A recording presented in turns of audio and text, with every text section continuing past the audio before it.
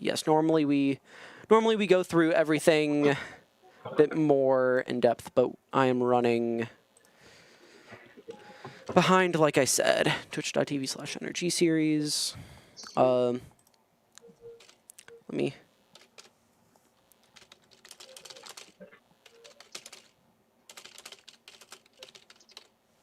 Do you guys have any questions? I know I was kind of rambling.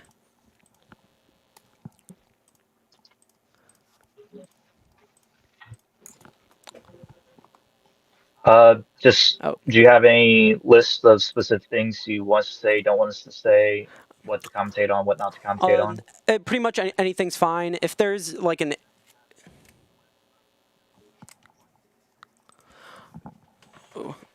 there's an echo on someone's end there. I mean, it's for me, so once I stop talking, it'll be fine. Let me open up the deck lists for you guys. All right. I haven't heard an echo, but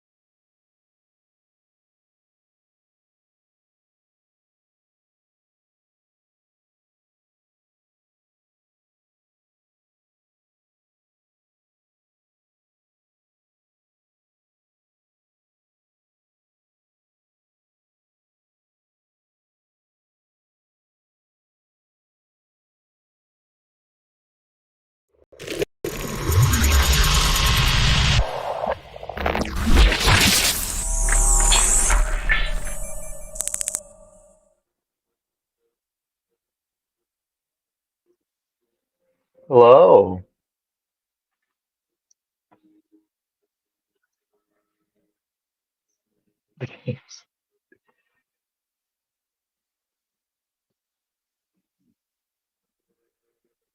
Absolutely. And this first one we got going is a standard game.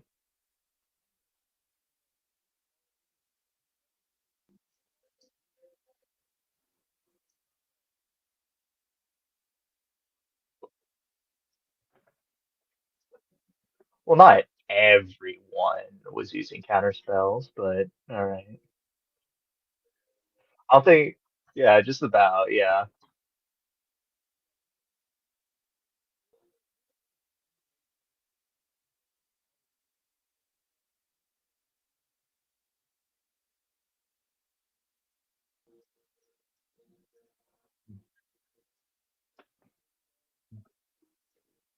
Yeah.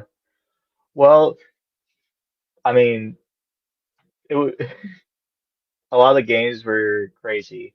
The event as a whole was actually kind of crazy.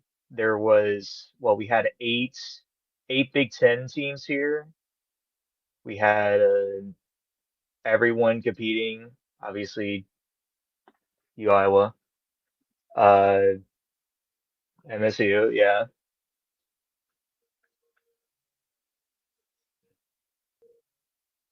Mhm.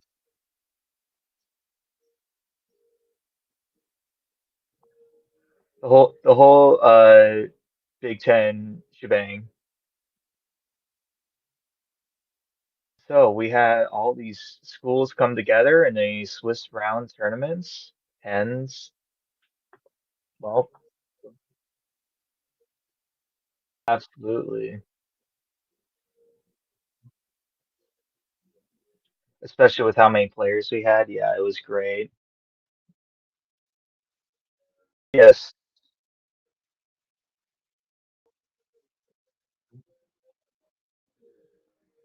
yeah,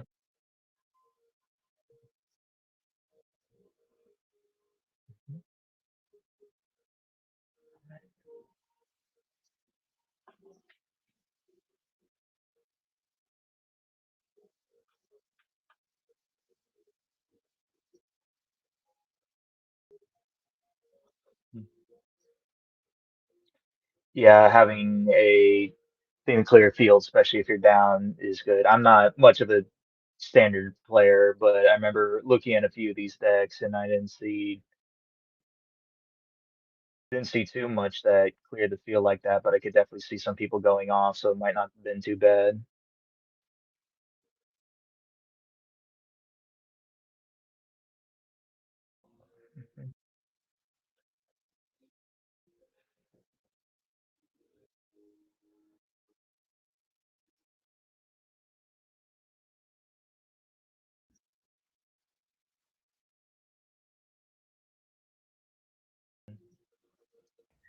So they could be very strong in the control mirrors.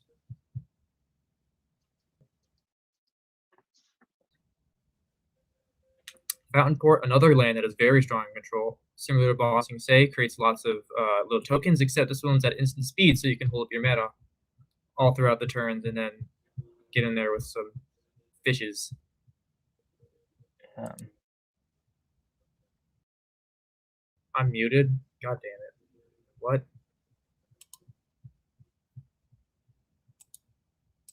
Muted. I don't sound muted, but chat says I'm muted. I don't know what to do about that. All right. Awesome. Yeah, we're all right. Good. I'm not muted now. Awesome. I've been saying so many things. Yeah, we've been kind of going on around here. Oh, Talking well, you about want to give us that rundown again? Yeah.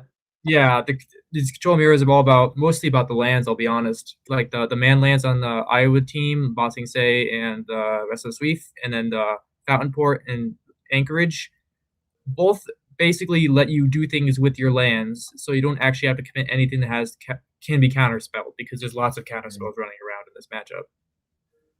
Yeah. Well, looking at the hand we got here, I see a no more lies right there. Yep, and I have to imagine there's some 3 steps ahead on the opposing teams. 3 of them main deck, so always have to be aware. Never play as if they're not existing. Yeah, I believe we got uh over there on Iowa, Essence Scatter, Negate, a Spell Snare, and yeah, 3 steps ahead was the big one they were using. All those counter spells are online because this deck does play creatures, as you can see the Shiko, and there's also some oddities like Shauna's Tidebinder, so they do have targets. They're not completely useless. Mhm. Yeah, that Sheikah would definitely be useful in pulling back some of those spells. Hmm. But right now we're in fish territory. Yeah, that However, Iowa does miss a land drop, terrifying. which I'm not sure how relevant that is, but it was the only time that happened this set. So again, I'm not big of a standard player, but I'm guessing what's happening right here is it's building up to being able to be comfortable casting spells without a counter coming down. Yes, so basically you want to be able to cast, like, for example, a Shiko and the No More Lies at the same time. So when they counterspell your Shiko, you can counter them back and actually get a creature on the field. Got it. But even then, sometimes if you don't have to cast a creature, you don't have to cast a creature. Sometimes it's better just to always hold up, make just fish.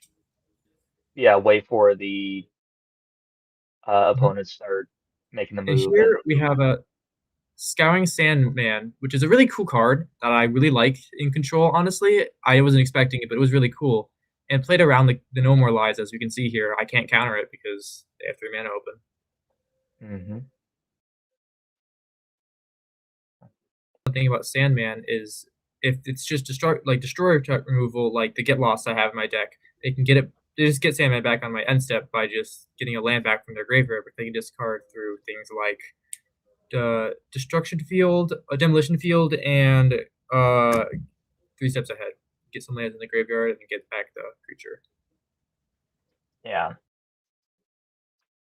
It's a pretty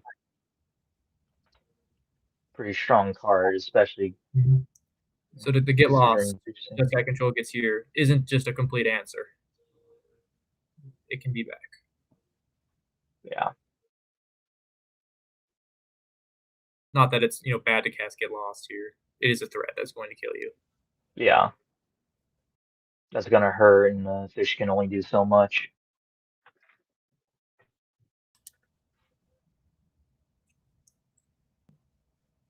And the removal spell goes through, as it's not a huge deal that your creature died, so it's not worth using your counter spells over. Mm-hmm.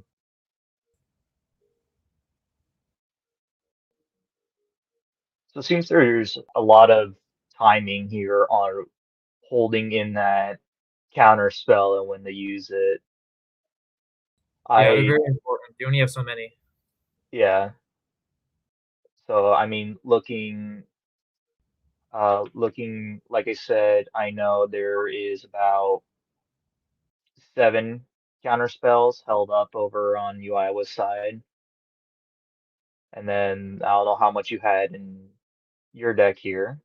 My main deck was, if I recall correctly, I had about not even that many. I had 5 counter spells main deck.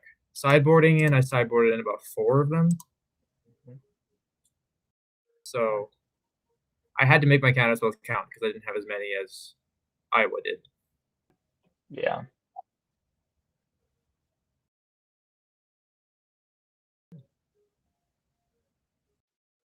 I remember seeing it. I don't know if it'll be talked about later on stream. There was one modern deck that had so many counter spells that just completely took control of some games. I'd have to imagine that's Belcher. They have all the free spells. Yeah, I think it was a Belcher, yeah.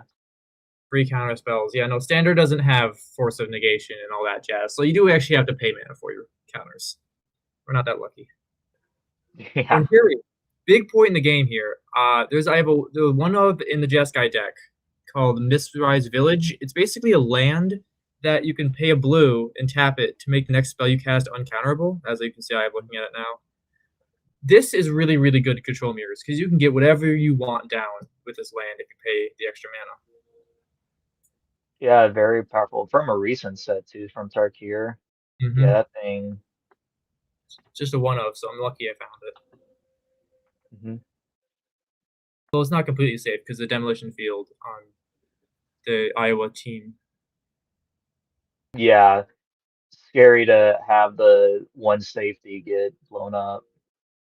Mm-hmm. More mana lands come down. More threats. Not being used for attacking at the moment because there isn't enough mana to also hold up a counter spell. It'd be way too gritty just to get in. So I know it's just looking here, there's not a lot of creatures coming out. It's a lot of spell slinging at the moment. I know these are both control decks, but what's the plan to win here? The plan is to use Mistrise Village to get a Shinko down and just win with a dragon. Well, with the dragon. This game's not so boring that it's just fish. Yeah. I'm pretty sure that's same on Iowa's side. Knowing that their Sandman has definitely hit the field and is waiting there in the graveyard to come back. Yep, and with the end step one Cheat Hans can also come down. in a critical time, if I ever tap out, if Jeskai ever taps out, then they can punish that with a big Wan Tong that they can then hold up counters for. I'm moving through here. This could be counterspelled, but I feel like my counters are too valuable to just deny card advantage. Yeah. Although in Yeah, other pretty games, open. remember in the next game, I do start countering aggressively as I had more counters. Now, here's something really cool. Using the Bossing Say with 3 mana for a counterspell open, Restless Cottage is worded in a way where the attack trigger is completely separate from making it a creature.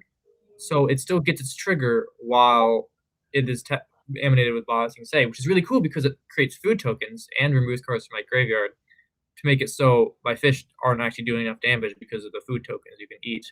However, one of Tashanda's Tidebinder gets there. I do really love the game plan. No, that's a really as well. It's a really cool way to make your man lands and not have to pay for them. Yeah.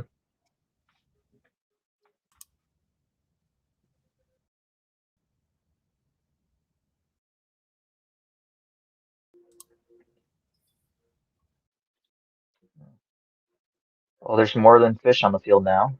Yes. And now the situation is a little different because Jeskai could tap out for another fish, the Tashanda's Tidebinder needs to stick around for the abilities of Restless College to stay away. So it's actually valuable to keep it around. Although, did I actually make a fish? I can't remember. No, I didn't. I bolted face. Because it is also 6 damage on field. Yeah.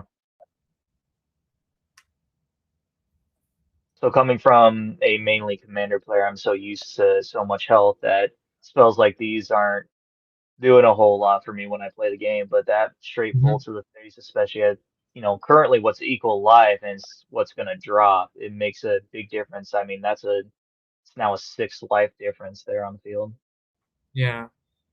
That's what's so beautiful about Lightning Helixes in these decks. It's basically good against aggro because you gain life and you destroy the creature, and against control, it really can swing games like this as well. So it's kind of modal in that way. Especially having it, because if I'm not mistaken, I saw it was a 3 mana spell, which could be brought back with Shiko. Yes, it is 2 mana. I can get back with Shiko. So there's additional burn in the late game. There is enough burn in this deck to just go all damage to the face and win. However, Requiting Hex here is really cool because it does gain life while keeping the Restless Reef around, making it so there is no line where Shiko can be cast in Bolt for lethal. So a turn has been bought. Was that your idea when playing here, to try and get that Bolt back out? Was to trying to get them to not deal with the fish and stuff and go down to 3, and then Shiko with uncounterable to get the Bolt to win. But good play around.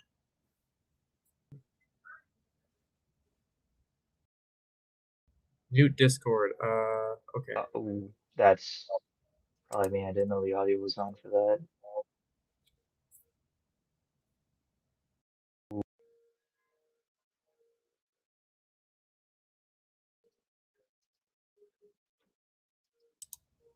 Yeah, that's probably my bad. Although here is I'm not sure what was going on the other side of the field. I think this is a misplay because the abilities are gone forever, so attacking here does not create a food. If the food was being created, then that would have actually been a very good play. Yeah.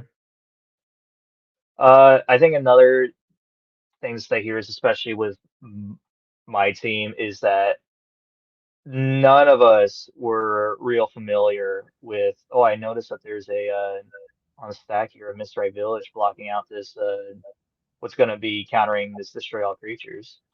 Yeah, here was a situation where there was no reason not to use the ability here, even though it seems a little weird for such a tiny counterspell. But if I didn't have to use 2 counterspells to like counter and negate, that would have come out of Iowa here, then I don't want to. Yeah, there is that negate that could have popped out, but where it was a lot of the players on the U Iowa side, we weren't all too familiar with the MTGO layout. We had never Fair. played on this, and so Me I neither, know I made honestly. a misplay in one of mine that probably lost me the game, and it's just, I mean, overall we got a lot of people that eventually uh, picked it up really well. And I know we still have a lot of players that played really well throughout the tournament. We had some time to learn and practice, and it was overall very easy to pick up. So, but Mhm.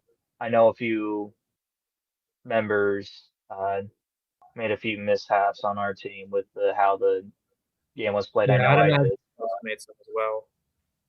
Not in this Mhm. match, but I think in round 3, I made a pretty big blunder Mhm. early game. Now for sideboardings, I don't know exactly what Julian sideboarded in, but what I would have to imagine it would be Riverturn Monument as an additional win con, Lay the Gates obviously, and then the Unagi of Kyoshi Isle as a nice flash threat at the end of the turn. Yeah, I'm trying to see here, just comparing what we had, what was swapped. I think there was a few more requiting hexes thrown in there, just from what I'm seeing. Okay, They might okay. have thrown Yeah, another the one in rotating there. hexes are good for both life gain and they get rid of man lands, which they're very efficient at doing that. Yeah, and as we saw last game, that especially considering the bolts being out there, that life gain's been become very crucial now. Yeah. So Also, outrageous robbery is another very good card out of Iowa for the control mirror. As if you get it resolved, you basically steal half the opponent's control deck, and it's basically just Brain Geyser, which is very strong and is really just not standard. all right, well, what do you change with your deck here? My deck, what I had decided to change was first of all, out Pinnacle Star Cage, out Border Wipes. You don't need any of that here. That's not what this game is about. There's not enough creatures, especially with the man lands being all basically sorcery creatures that aren't around on my turn. So in negates, out those things, in a spell pierce, and then I don't think I sideboarded perfectly here because I kept in Seam Rip against Wang Shitong when it probably should have been exercise, but it never really ended up mattering. It's just mostly just in counter spells, out board wipes. That's just it. Yeah. I noticed I didn't see this in your deck list. I didn't really count on. I see a Jeskai Revelation there. I see two Yeah, copies of that. So those are this is the some card. big The spells. entire Yeah, it's, if I'm not mistaken, uh that one specifically is, hold on, I have it. Oh man, I just lost everything I had. Yeah, here it is. Um it's a kind of a do everything spell. What yeah. what specifically are you looking in that spell when you place it in here? The idea with Jeskai Revelation is one, it's some like removal because you can bounce a permanent. You can deal 4 damage. It also gains you life, so it can stabilize you when you're kind of behind, and it creates 2 threats that have prowess, which is really important because like if your opponent late game they tap out for some creatures and then you can bounce them, destroy them, and get some prowess tokens, you can untap and just unload a bunch of random spells from your hand and then get lethal out of nowhere. Yeah, absolutely. It's definitely not a 4 of though, because it is a bit giant and clunky. It's a quite the big spell. Like if you have a great situation playing it down, all power to you. It's a do everything spell. There's nothing bad about it. Yep. Game 2, we have a interesting hand here. This is not a hand that you would keep against most decks, but because it's the control mirror and I can reliably say that there's going to be no threats early game, it's fine to just have card draw, counter spell, and then some late game spells in hand. Yeah. We got I noticed there's 3 steps ahead. There's the counter in hand. There's a stock up. And Iowa And does do a mulligan. yeah. If I see Oh, you're correct. so right. I don't know, I was analyzing the hand on screen. I guess I wasn't paying attention to my own team. Wow. Cards in hand does matter a lot, but Mhm. in a way that's like it could matter early game, but by the time it's late game, a mulligan's not really going to make a difference. So it's not like it's at the end of the world with a mulligan. Yeah. Especially from looking at it, you guys got a lot of card draw going through Yeah, here. especially I Iowa mean, with like 8 copies of instant speed card draw that gets 2 or more cards. Lots of advantage going on here. yeah, in the Sultai colors being Rak- Rakshasa, I think. Rakshasa's bargain. Yep. So I did it. And that can also help, for graveyard retrieval, because it's not just, two go in your hand, two go away and somewhere into the abyss of your deck, but it goes in your graveyard, Oh, allowing that's yeah, for any place to pull it out from there, especially if, like say, Sandman, that getting a land in the Sandman. graveyard. Yeah. That's very cool. Making it basically draw more than 2 cards. Mhm. Yeah. And here we It's, just it's free draw go all the time. it's very unique being in the Sultai colors, allowing for really only a deck like what I was playing here to utilize it. Yes. Green does do some fun stuff for control. For example, your removal is very good. You have like Maelstrom Pulse, gets pretty much anything you could ever want. It's kind of also a board wipe against some token strategies. And that's just a lot enough to just play for it. And Rakshasa's Bargain is just a great card. So Yeah. as Yeah. you can see. Speaking of which, there it is. And here, Evading the counter. because they mulliganed, I am going to counter this because I want them to stay as little cards as possible because I have so much Well, advantage over. yeah, especially with the mulligan, you look, they have what would have been 4 cards in hand. Yeah. So that really, It is risky though because there's no more counters left in my hand yeah. here. Well, looking at it from the perspective I would over here, you don't know. And I mean, you just draw a negate right there. Mm-hmm. So it's very, very fortunate. Jace So, Reawakened. Here's a card that it's a personal favorite. It's not really played in Jeskai control, but I just love the card because the draw discard is just good value. It's very cheap to play with a counter spell up, as we can see here. And the plot ability to get the stock up is just plus mana. So I feel like it does a lot for a small mana cost. it's also such a unique card, being that you can't cast it your first, second, or third turn, even though it's 2 mana. Yeah, It's such a very such a strange neat like little that. card. Here I plot stock up here just to get the mana advantage so I can hold up counter spells next turn if I end up drawing them while having the stock up available to cast.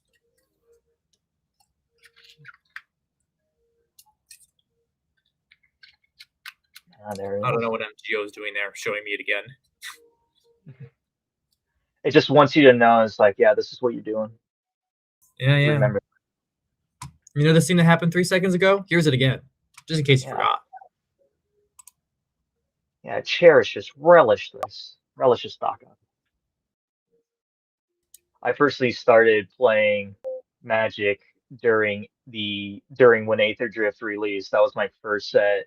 I remember everyone talking about it, and it's like, oh, I don't necessarily care for this set or anything like that. And I drew about 3 stock ups, and then everyone started to care. I had Yeah, 3 stock ups in my packs, and it made a real big difference. And then even, and we see the verges being played here. We got a Will Rush Verge. We had the 2 rounds of verges, one coming in was that Duskborn, I believe it was, and then an Aether yep. Drift. So I know Definitely those makes have for been interesting very, mana bases. Once again, aggressively counter-spiraling all their removal, all card draw, just to keep them as low as possible. yeah, it really pushes out here kind of in the corner, because I mean, 3 cards now 2 draws have been countered. There is a line. Especially with that Jace slowly ticking up. Jace is an interesting card, and with the ultimate is not a classic Planeswalker, I basically win the game kind of ultimate. It's just it feels very value-y, and is not even something you immediately go for at 6 loyalty to kill the card. But it is also really powerful in the control mirror to force through board wipes not to force through board wipes, I mean force through threats, because you have 2 copies of the threat going on the stack, so you have to counter 2 times instead of 1. I also noticed that you got in your hand a Elspeth Stormslayer there. So I noticed you making, last game we saw you making fish tokens. This makes soldier tokens, and plus it's -3 just to blow something up is nuts. And it can be a win con if you want to do the +1s and flying over there. However, there is very few creatures in this deck as is. So with Elspeth Stormslayer coming out, is the purpose to just make a bunch of blocking tokens, or you have another goal for that? Use it for removal? Yeah, it's good for blocking, it's good for removal, and it is going to win the game reasonably fast because you plus a few times in a row, and then you start doing the 0 ability to put +1/+1 counters on it, and it ramps up pretty fast. Absolutely. Again, me not being much of a standard player, I'm looking to try to pick up a lot of the win cons here, and like what you do to get the advantage over the other player. Obviously, we've been talking a lot about the counter spelling and preparing, making sure your spells don't get countered, and then having there's very few creatures looking at these that you're actually planning on slapping down. So I find it very interesting. Oh, hey, there's the Jeskai Revelation. Yeah, I find it speaking very, of very interesting what powerful cards get thrown in here that make that difference, especially the Elspeth Stormslayer here. Honestly, Elspeth's one of my favorite Planeswalkers, and I love that card. Yeah, that was a very hard discard right there, as I want to keep the Get Lost for the Manland over there, the Restless Cottage, and the counter spell just because counter spells are very good in this matchup. So I had to make the hard decision of getting rid of a very good threat, and then once again getting rid of another good threat with the Jeskai Revelation there. Yeah. I have to stay honest. Yeah, so shotgun on the Hollowed Fountain, I see. Yes, this is so I can cast Holding up Jeskai Revelation end step if they would tap out, and I don't think life total matters enough where I need to not shock. Yeah. Ooh, is this going to be another counter here? I think it is, yes. Wow, that would be the third draw spell counter. And this one's a kicked 3 steps ahead to get the draw discard as well. Oh, okay. Put yourself back on advantage, and with 1 card in hand on Iowa's side, even with mana open, it doesn't look like there's another thing to stop that. Getting rid of the Steaming Sauna, it's another card I really like for control. It's like a weird pseudo removal spell in the early-ish game, and then like a card draw at the end step late game. Because of the Duskmourn room enchantments being very strange way they format. You just have to get it down once, and then after that, it's just an activated ability to flip it to the other side, so you can't counter it. Here again, we see the Bossing Say on the Restless Cottage. Yeah. No, wait, that's not Bossing Say, that's just animate normally. But the Get Lost, just a 2 of. That's the land gone. Yeah. I think Iowa was doing the right thing here, as there's only 2 Get Losts in the entire 75. It's good. It's reasonable enough to bank on them not being there, and then hitting the Jace so it can't ultimate. I think this is a good point to note that these deck lists were up, the night before this tournament happened. So there was a lot of reviewing, I remember, and so it's just so hard to, because you know what you're playing against. You know what's going to come up here, and you have an idea of how this control is going to work out, but it still comes down to oh, are they going to have that in hand? How's this going to work out? How's this going to play? And here comes the Jeskai Revelation. The Jeskai Revelation here. with the Jace ultimate ability. This was done just so I could get the resolution of Jeskai Revelation guaranteed, because as you will see here, one can get countered, but because of it is copied by a Jace, yeah, it still goes on the stack, and I can bounce the land because it's a tap land. Basically, it makes them go down in mana and then damage to face. Yeah.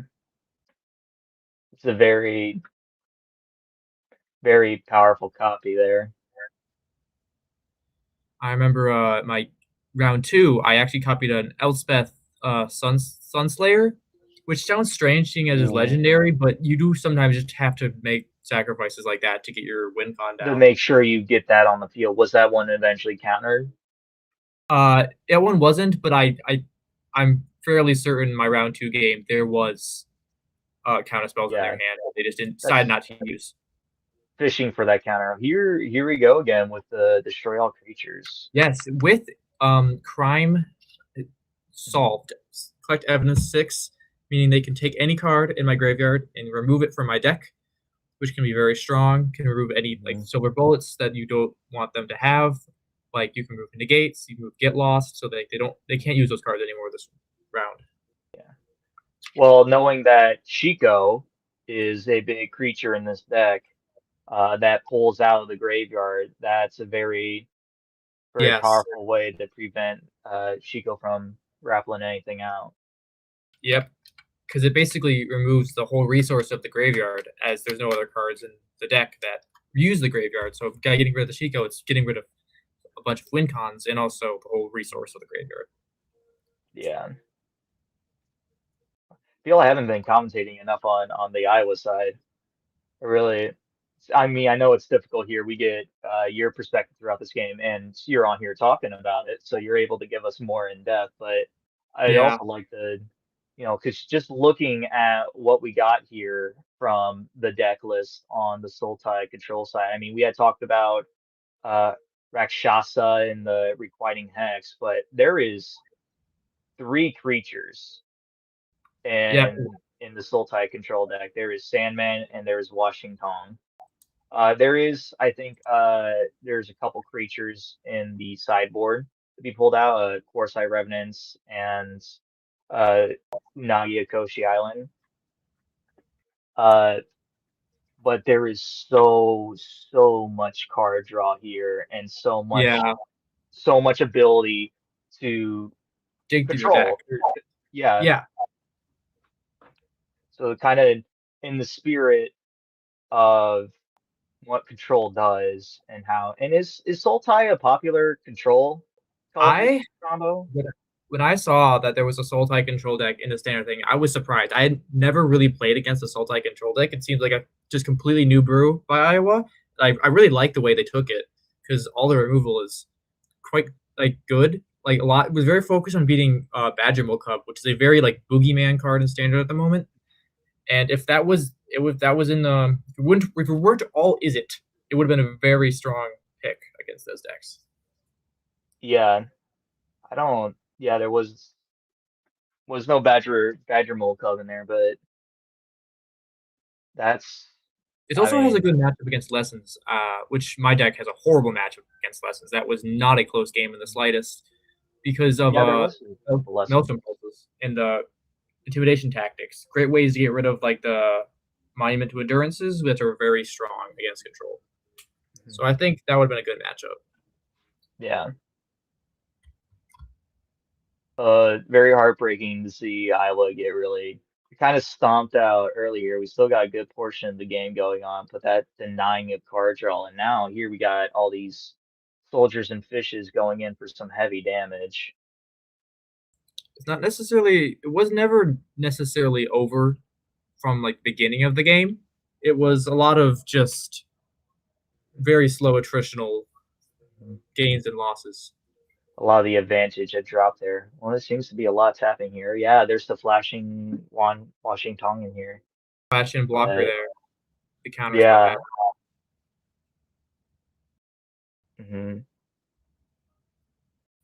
Yeah, that's. I mean, you almost had to do it there. That was a lot of damage. Yeah, it was a gamble, but I'm assuming Iowa had no counters in hand to back it up, and it was just you have to send it. Mhm. And then the good Rakshasa, another good card. Yeah, I mean, story and a half about all these counters. I remember people complaining in the Discord server about counters all the time. I mean, that's what won those games right there. It was a battle of counter spells.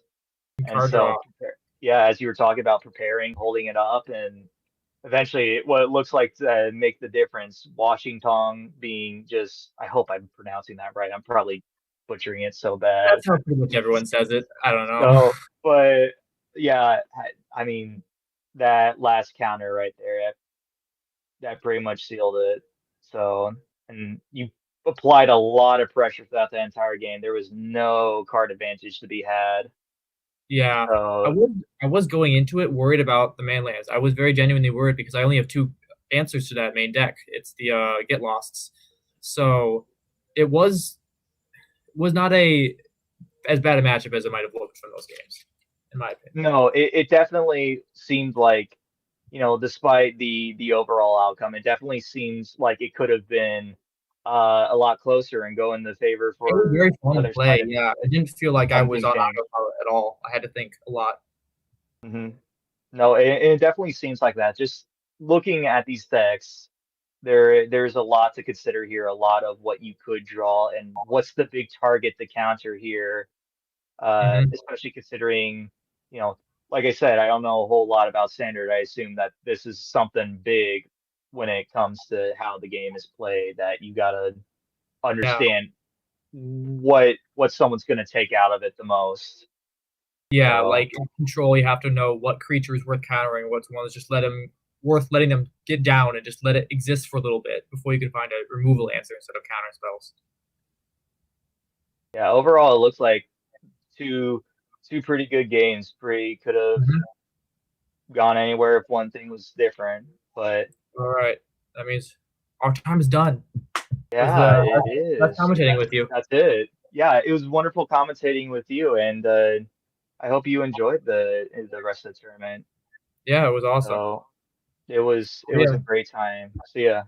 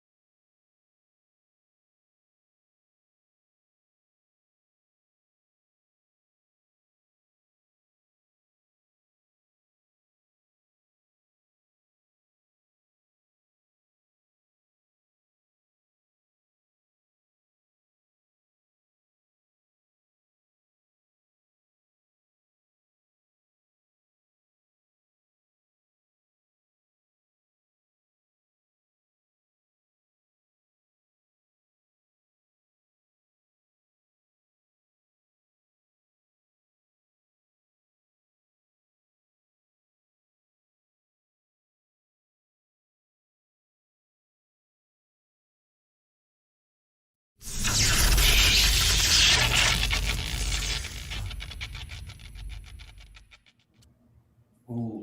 Hello. Welcome back to the Energy Series Big Ten Showdown. I'm Nicole Dubin here with Liam Edlund. I'm here on behalf of UW-Madison. Liam is here from Ohio State, and we're going to do some Lorwyn Eclipse draft today. We've got two deck lists, two players from our teams. We can look at the standings right now. Unfortunately, our teams took losses in the first round. But we see Illinois as well as Iowa, UW-Madison, and Ohio State are all 0-1, and then we've got Northwestern, Michigan State, Michigan, and the University of Minnesota all 1-0 after the first round. So, Liam, you played Modern in this event for your team, right? Yes, I did. What deck did you play? I was one of the two Belcher players. Okay. So how much Lorwyn Eclipse Limited did you play? I have played it once with my school's drafts. I am taking over for somebody else, honestly. Okay. So. Awesome. Well, I have played a lot of Lorwyn Limited. Yes. Like numbering probably a lot of drafts. This format is wonderful. It is a exceptional homage to the original Lorwyn, and we're going to be watching some very heavily typal synergy decks between a Merfolk deck and a Elves deck with some very powerful rares in some of these decks. So we've got Elves deck from the Madison team, and we've got oh my god, it's me. Merfolk from the Ohio State players. A fairly strong hand. We see one of the rares that the UW-Madison player has, Evan. He's got a Sapling Nursery, which is if you've played a lot of Standard, very familiar with this card, Affinity for Forests, and makes 3/4 Treefolk. Really, really good card against all those pesky flyers from Merfolk.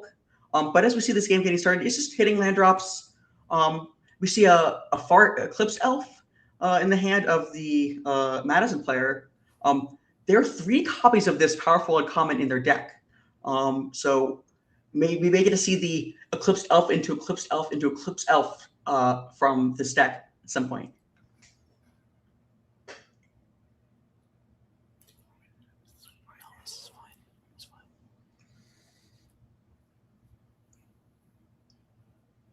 Like I said, very powerful rares from both these decks. Fluttering Nuisance, the Fairy Rogue Merfolk, or not a Merfolk, but it's a Fairy Rogue, evasive blue flyer, lets you draw some extra cards. Very strong card, really good on curve, but still very good at this early board state. Flying over, flying a problem that these green-black decks sometimes have a problem with. So.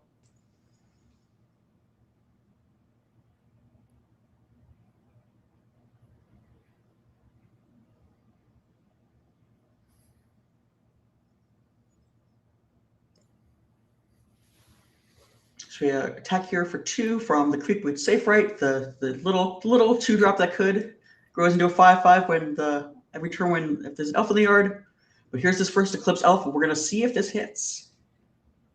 Well, it's gonna hit because it hits the forest. We see a Blighted Blackthorn and an Eclipse Realms go to the bottom of the library in a random order. So elves are gonna hit their land drops.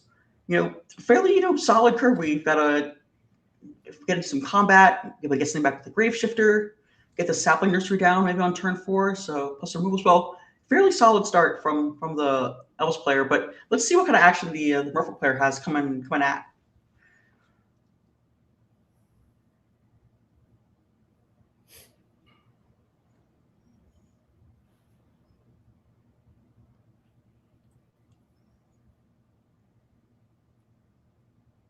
Oh, looks like we've got a little bit of a screen glitch, but you know what? Got Flittering Nuisance coming in. You're going to be drawing a card. What does this activation mean to you? It's turn 3. Usually in Limited, you like to play creatures out pretty early. What do you think this means for the blue-white player? I think it means just a second. I'm going to look at the card. I actually have Rohan here, and he had something to say. I was desperately mana screwed. Okay, that's kind of what I thought was happening, that you really need to hit a land up, and that makes sense with the way the game started. But as you see, I also drew that Flitterwing on turn 3, and my opener was like really bad, but I couldn't really mulligan it. So yeah, a lot of things. Very much the thing that happens in this format where you have these heavily, your decks are so synergistic, and you often need to have your cards just come down no matter what, no matter how good they are, and you can't really mulligan. Something that I find a lot in this format. Rohan, how do you feel about your deck? So when I was drafting it, I actually felt like it was pretty good.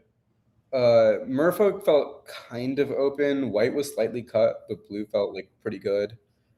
And I mean, I definitely lost a lot of games to, like, I've never used Magic Online before, so I misclicked a lot, and I lost a lot of rounds to that.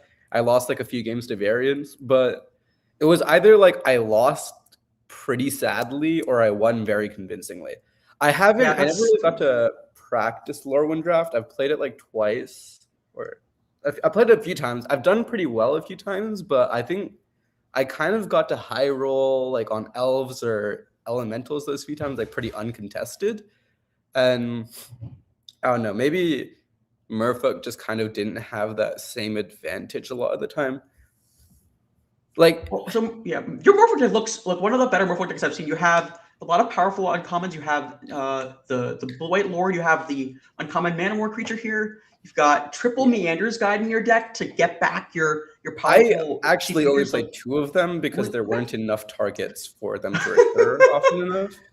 I think my one thing was it did feel a lot of the time like I would often be stuck with a bunch of like Convoke spells in hand and nothing early to play them out with, or a bunch of like early like tempo wise creatures, and then like I just wouldn't draw any like removal or interaction spells to actually help me like beat my opponent and out tempo them. And that combined with some like pretty embarrassing losses to misclicks and stuff were like, kind of did me in. Yeah, the Magic Online learning curve is quite challenging, but definitely something that believe me, when I first started playing Magic Online years ago, there were so many misclicks, so many embarrassing use. Like I once timed out trying to put a trigger on the stack, and I couldn't figure out how to click the trigger, and I just timed out in the match. So yeah, it's everyone has their I learning could not tell curve. you how many combat steps I meant to attack on, and I'm like it happened at least 5 times this event. It was really bad. Like he's just gonna Sapling Nursery is good here. He's gonna slam Sapling that Nursery is Sapling Nursery. huge. I was like, I was kind of sweating, and then he doesn't really follow it up with anything else. So a bit of insider knowledge here, because you can't see my point of view. I have a winnowing in hand, and or I don't know if I have a winnowing in hand yet, or if I draw it later. But this Boggar, I know the winnowing's in my deck, and the Boggar is like the one non-elf creature I can really take advantage of for that. So I'm like, okay, huge. I could actually use this board wipe. Like I was expecting winnowing to be slightly better than it actually performed for me. Like there were some games where it absolutely stole the show, and then like some games, well, okay, there was one round where it actually did well, and then the rest it was kind of like okay. But it turns out that in a format where everything is typal, that having a board wipe where when your opponent has only cards of a certain type, it's not that effective. It's really rough. Yeah. I had 2 copies in my pre-release deck, and after round 1, they were no longer in my deck for that pre-release, and I don't think I ever played that card again. After that, horrible experience. But I guess. I mean, here you can really just see the strength of the elf deck, where like you get to play a million 2-for-1s. I was looking at their deck lists, and I saw 3 Eclipse elves, and I was like, how do you even get that? They were fun. So I ended up looking at all the draft decks. There were 5 Eclipse elves opened in the draft. There were 4 Eclipse Kithkin opened in the draft. It was a very strange draft with like the number of uncommons that were open. I played like my Yumish opponent, who ended up winning the event, had like 3 Eclipse Kithkin, and like they just chained them on me multiple times. Although I will say, I lost round 1 to them just purely off like pure land shenanigans. I got absolutely flooded game 1. I drew like 11 lands, and then game 2 I drew 2. That was fun. Limited do be like that sometimes. That's just how the cookie crumbles. Yes. Variance is inherent in the game. But yeah, so we see a Merfolk Skyswimmer come down. The powerful Convoke creature that, paying 5 mana for that's not always the best. Sometimes, hoping to get some of that Convoke synergy with the creatures that care about being tapped. But it looks like, after looking at your deck list, there's only a couple of cards that really are pay you off for tapping. You have a Tributary Vaulter and a Wanderwine Distractor that I don't even know if you played, but the Wellguard, but it's still a very good card. I do think the Merfolk payoffs that like the Merfolks that specify like when I get tapped, do X are kind of bad cards.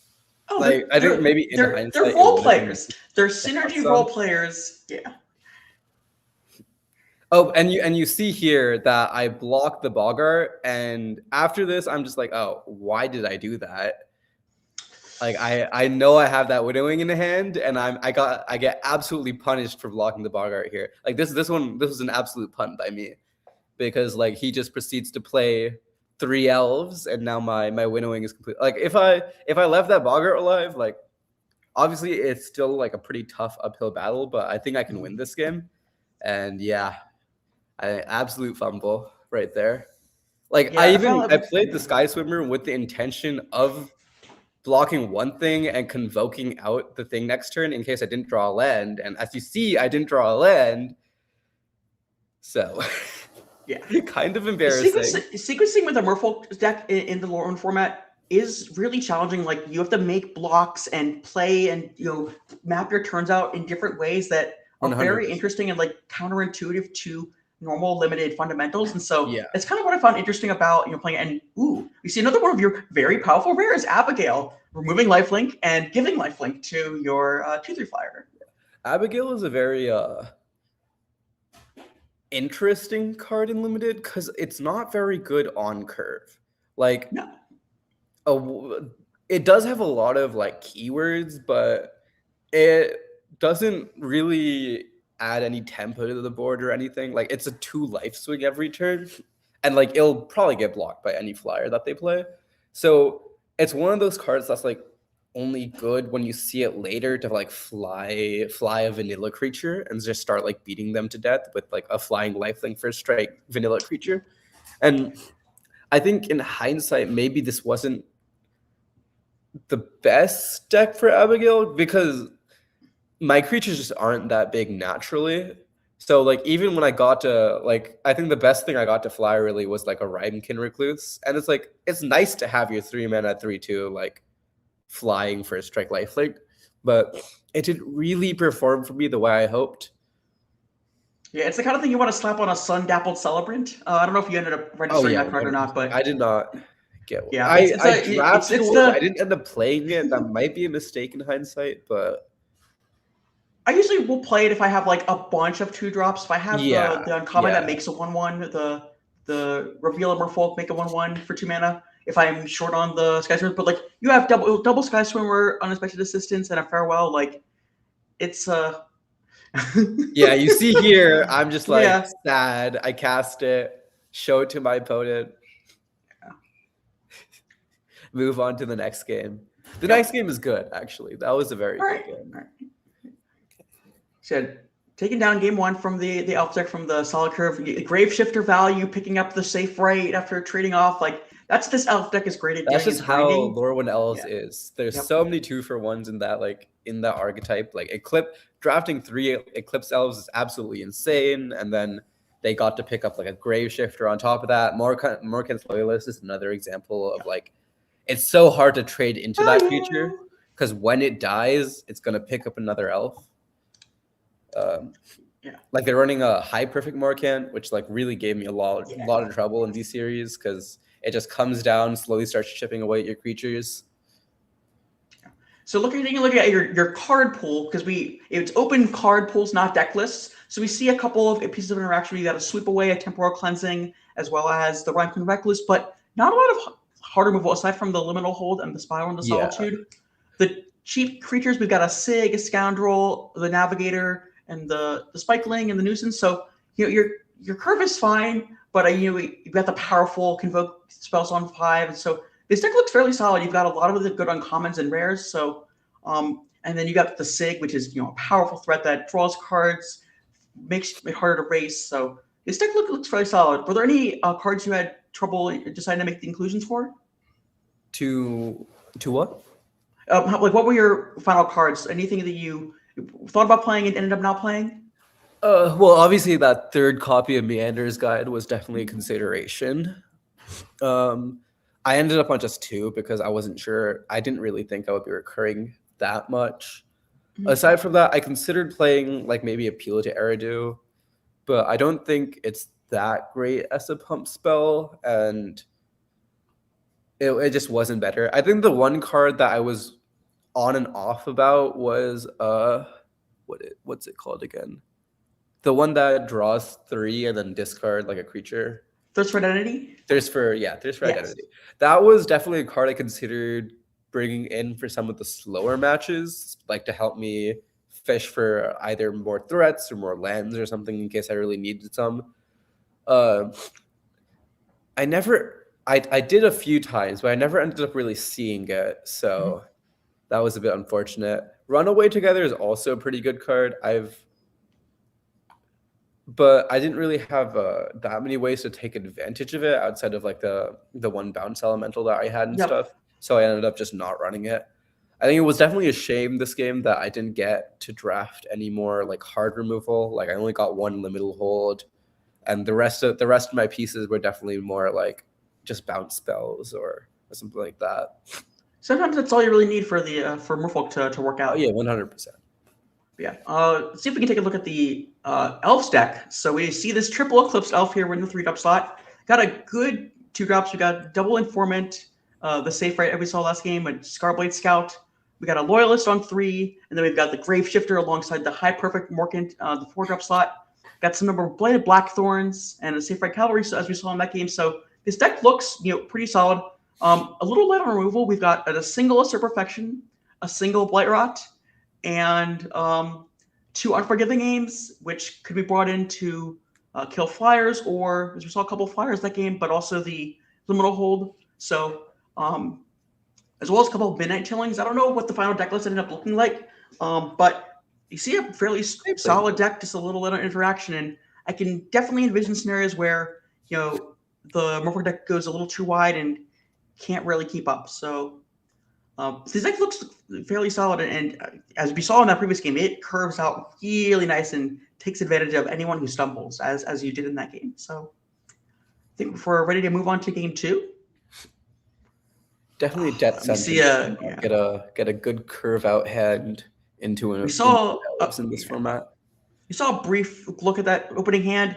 Good, powerful green cards, all swamps. So we're gonna see a mulligan from the who missed the blue-white player, but the UW player. Oh goodness. So Evolving Wild's gonna start it off, finding probably. So with the powerful rare, the Sapling Nursery, prioritizing forest is a thing that you sometimes want to do to be able to cast it on turn 4. So let's see if we got a swamp, getting a forest. So yeah, keeping that in mind is always a fun thing to think about when you're playing with the specific rares in the format.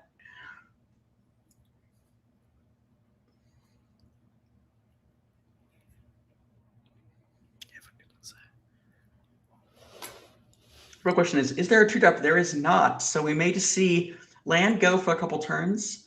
Just normal development, but Definitely. This is definitely looking pretty similar to the first game so far. Yeah, there's only a couple of 2-drops in each of these decks. I think there's 4 in the Elf deck and 4 in the Morfolk deck. So although Abigail technically is a 2-drop, sure, but not really. Yeah, it's not a card. I saw it on turn 2 a couple of times, and it's just like not a card you want to play on turn 2. Yeah. We're gonna see a fairly. We're gonna see a High Priest Morkant on turn 4 if things pan out the way they're looking currently from the Elves player, and that's a really nice curve. And if you can start popping off with that, oh baby, it gets real nasty real fast.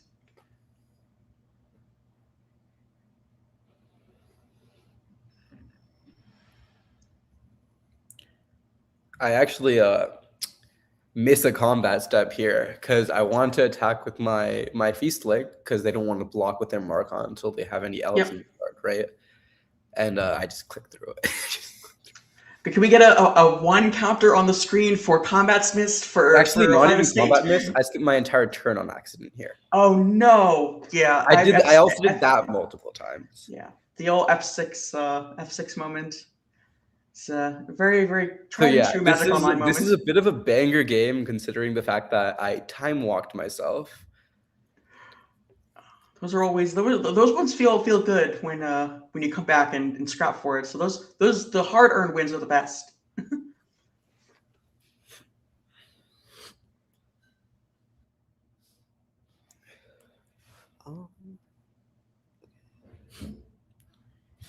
Attacking does make sense here. Yep. Especially with open necklace, there's no destroy attacking creature with convoke spell. There's no. I guess that you have a sweep away, but you can't cast that.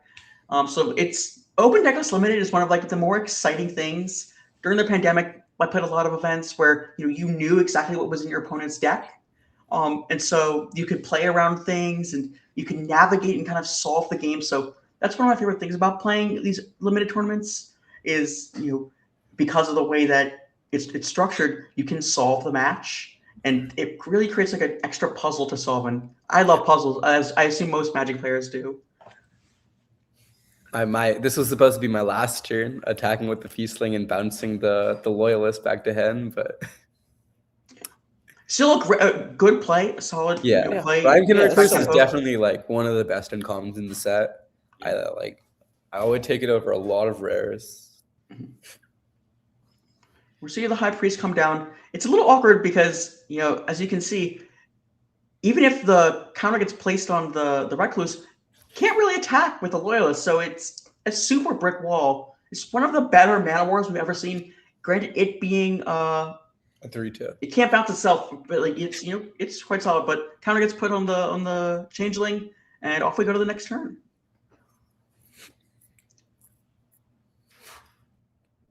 Looks like you're stumbling on land drops a little bit as well this game. Yeah. How many lands do you end up playing? 17.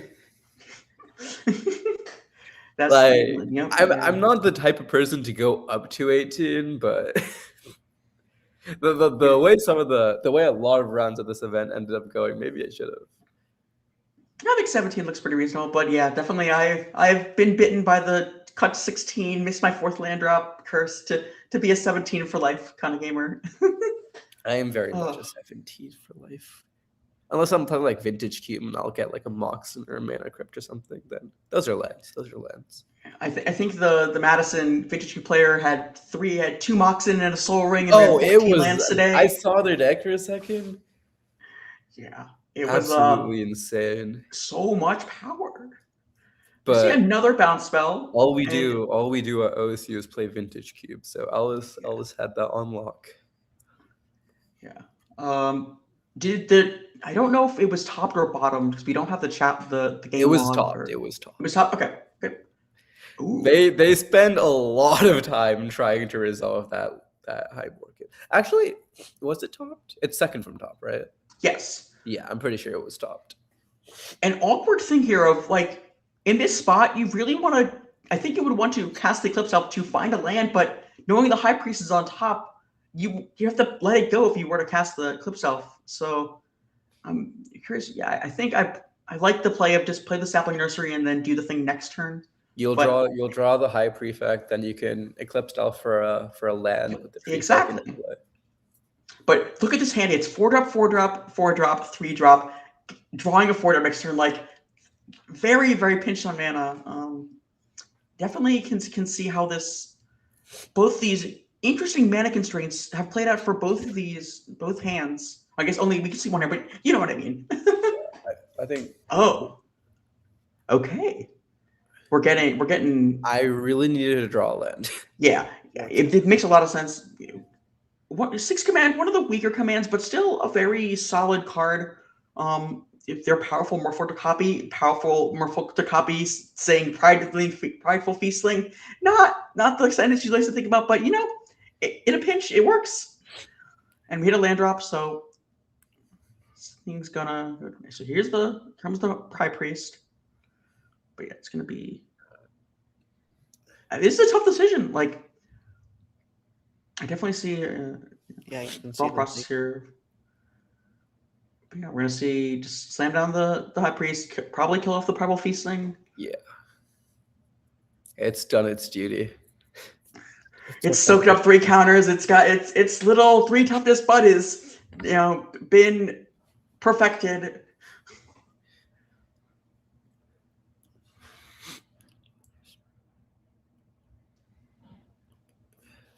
There's still 6 cards in. It looks like 6 cards in your hand at this time. At this point, like it's gotta be all haymakers. I have 6 cards because I haven't been able to play anything. Yeah. Oh, wait, So, here we yeah. go. We find the second land. I assume this is where the fireworks start. Yeah.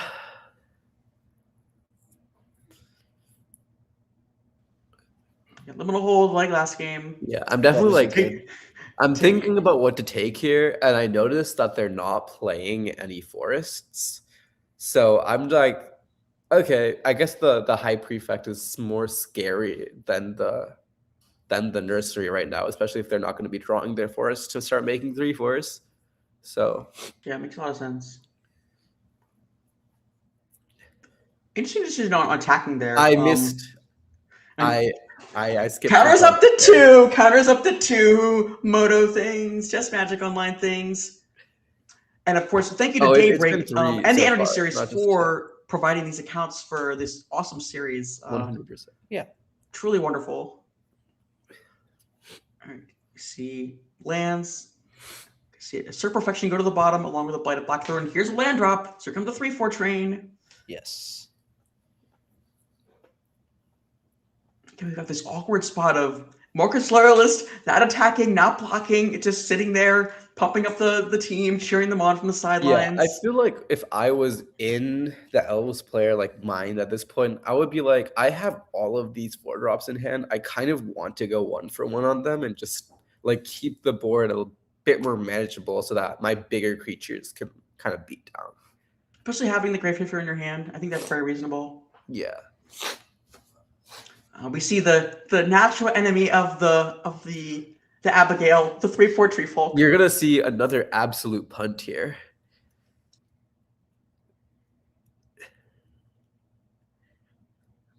What comes down? Oh no! Did we attack into a reach? I kind of forgot the Tree Folk had reach.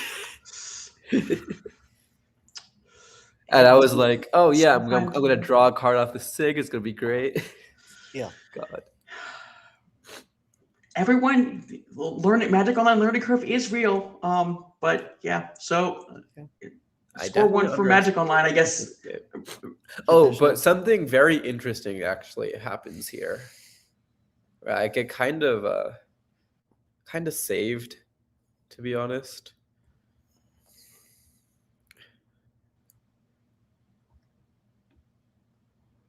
I love how he like considers the 3/4. Like, what could I be missing? Nothing. Nothing, except for like, I don't know why, but I just decide to flash in the deep channel here. It doesn't actually pump. Oh no! And he thinks that it pumps, and yeah, kills my guy. It ends up working out. Yeah. I think that it's very. You know what? I'm so certain that I would have made this mistake in paper too. Yeah, we're getting about just think, oh, it gives +1/+0, and I'm getting blown out on the block. So yeah, no, that's very reasonable thing to make. So we know that there's an Assert Perfection on the bottom of the library. There are no removal spells left in the Elf players. Oh, okay. Well, there's a removal spell for and it conveniently takes that liminal hold away from me. Oh, we gotta do some proliferating. Is it proliferate time? I guess you got 3 elves in play, yeah. Oh, you're right. Yeah, it is proliferate time. Have you ever tapped a Morkan's Eyes to the ability of High Priest Morkant? No. That's fun. That sounds fun. Because it is an elf permanent that you can tap. I wish there was a way that we could have practiced drafting Lorwyn Eclipse more before this event, because I was kind of like sitting there and I was like, what do I do? How do I practice? Yeah, it's Yeah, it's funny. At F&M here in town, in Madison, we've been drafting Lorwyn instead of the current set, because Yeah, I players mean, want to do it more. So it's we got double the time of Lorwyn. So it's a very fun format, and I really enjoyed it. I'm going to be sad to miss it, but I'm looking forward to the to Strixhaven this week. So and Yeah. here you're gonna see why Sig is such a good rare, especially for any Morphuck deck.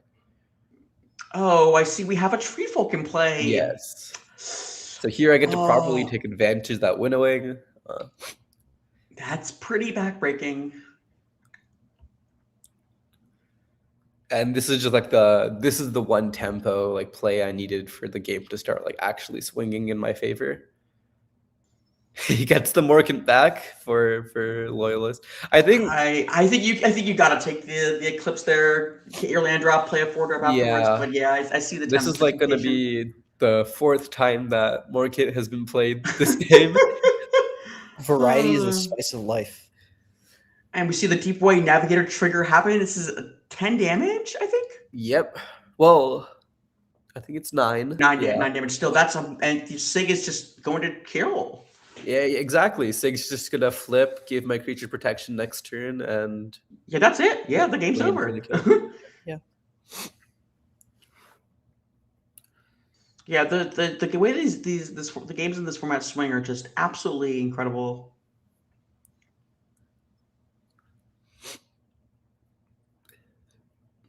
Turns out 4 mana 4/4 put a -1 counter on a creature is just not good enough these days. I mean, it is good enough it's if it good. doesn't get hit with a removal spell 4 times in a row. Yeah. If that Morkit like stuck around for a few more turns and he was able to play other creatures, like would really take up. Yep. Yeah, definitely seeing the 4-drop tax happen in real effect here. So as we're going to be moving on to a game 3 with Elves on the play. When Elves is very scary on the play. Yes, as we saw in Especially game when 1. we've seen the power of their curve so far, Yep. and that's all been on the Yep. draw. Like imagine if they went Loyalist into Morkan to play this game, it would have been even worse for me. Let me see. Just for the rub-ins, get that High Priest out of there.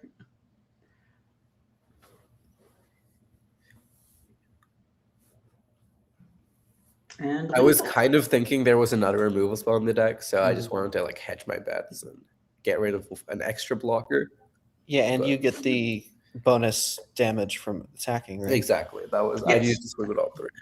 But those 2 creatures were unblockable because the Sig flipped and gave protection. That is true. So it kind of didn't matter either way.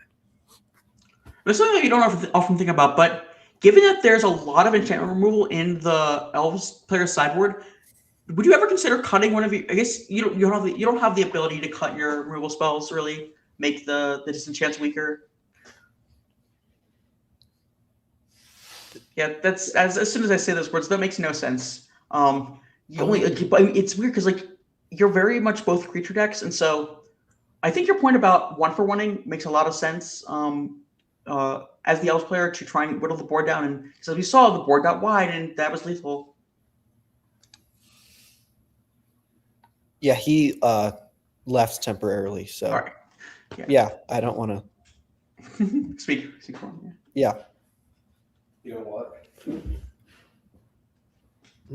Oh, I just didn't want to speak for you Oh, because that's fine. I'm not. What did you say?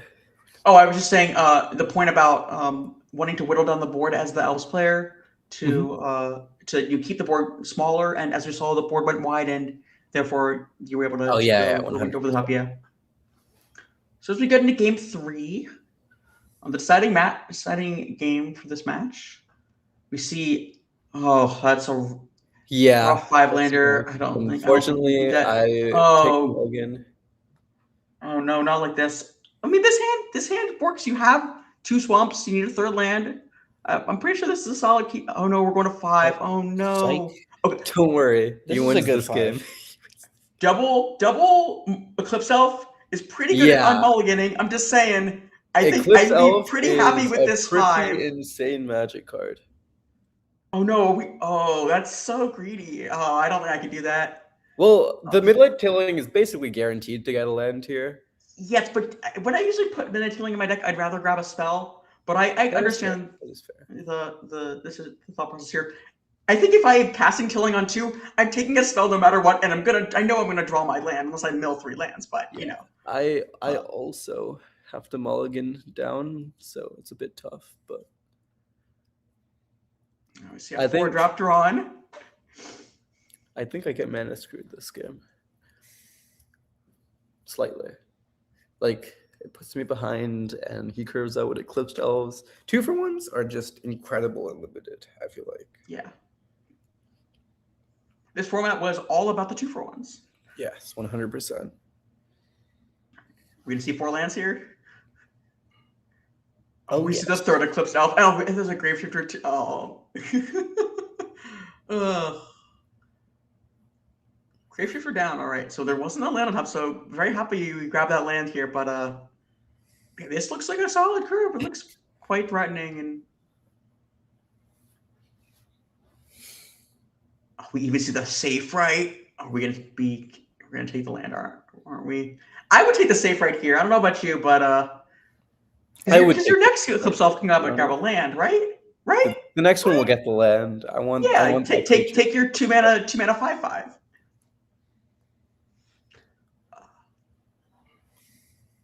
But yeah, I think this game was one of those where I talk about like either having too many expensive convoke cards and not getting the creatures for them, or I got like a bunch of like creatures and nothing to convoke out with. I think this was the former, but I'm not entirely sure. I like this attack. You have a large creature coming down.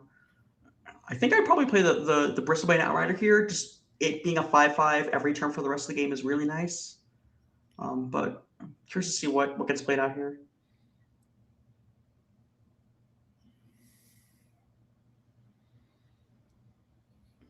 Another one. Right. Good. The third elf. So yeah, let's see what we grab here. I think he actually forgets to make a land drop this turn. Oh no. Oh Yes. well, okay. That's put one on the Moto moment here for the Madison player. It looks like you're also missing a land drop. Yeah, slightly fried. We have Morkan's Loyalist with a Graveshifter from the graveyard. Whew. My spidey senses are tingling for value. You mean you're a demi senses? That's the arena one. I don't recognize. I recognize the magic. The canonical. I don't know. The UB version or the UW version? You can see the look on my face. They can't see the look on my face, but I am glaring at you for that horrible pun. It wasn't a pun. I just see a High Priest Morgan come down and just Flame Tongue Kavu that Just feisty kill my Spikeling. 2/1. Just get out of there. Go Yeah. away. And as we see, every game, a Liminal Hold Hold. comes down, takes down a 4-drop. Takes the Morgan. Yep. And I think is there going to be a Kithkin Knight moment with winnowing this game? Is that something that's going to happen? I wish. This game was very anticlimactic. This is just like classic elves on the play. The opposing deck stumbles for a second, and it's just like, okay, nothing you can do. Yeah, we see Bristlebane Outrider come down. It's going to be large and in charge with its 3/5 for 4. Kithkin, not an elf, but alpha enough. Smacking in for 3 here. Yeah, this Thought Weft charge may be pretty gross. Honestly, with this, I would have gone with the Loyalist Trampler. into charge. I think I would have as well. Just use your mana efficiently. It's the very reasonable play to make. But I like the idea of leveraging it with the Trampler potentially. And are we going to see a full cost Sky Swimmer? Yes, we are. Yeah, it's just like it was quite a rough hand, I think. And it's like here, I need some blockers. Notably, this cannot block the the 3/5, which is because going to be a it's 5/5. the two once it power comes out. claws. Yes. Oh. See a 6 land on here, so we're gonna have the double spell.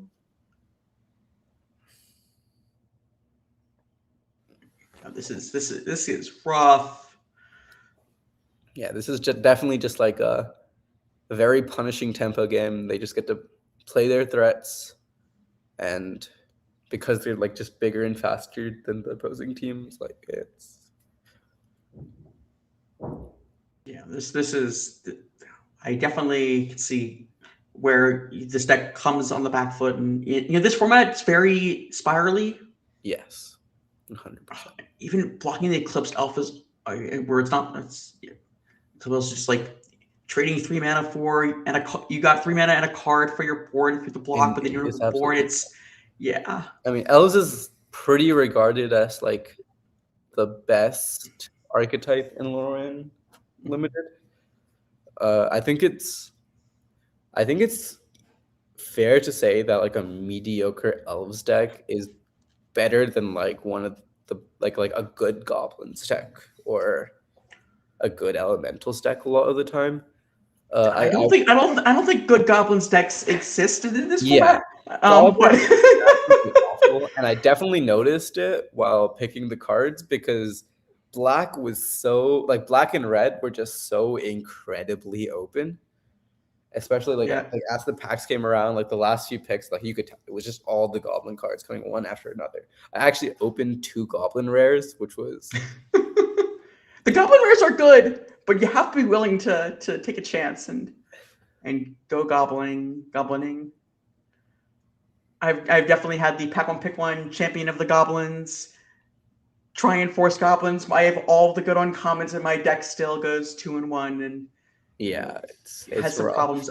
Yeah, but it'd be a really enjoyable format. And as we see, an attack here for 2 with vigilance.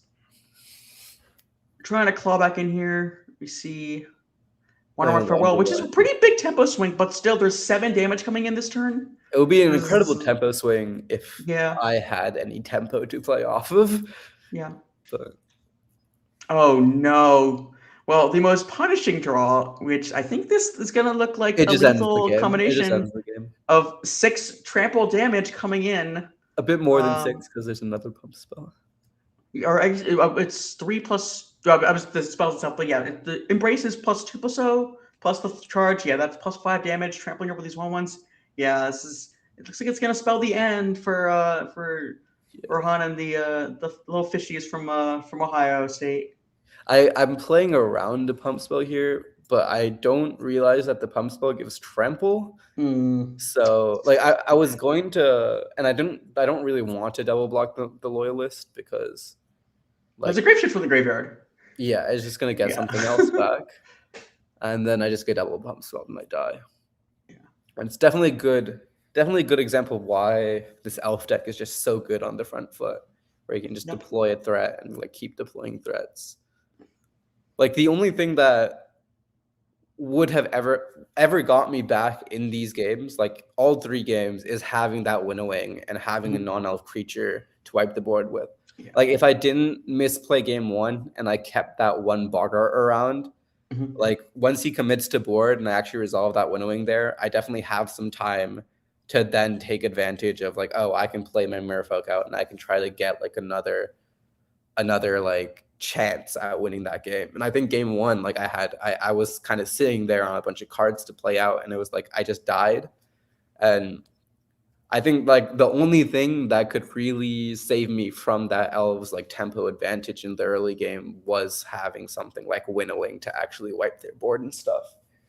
So yeah, definitely a very, very scary deck. I think if I had to rank all of the limited decks this event, I would probably put this one at the scariest. Like I looked at all the lists.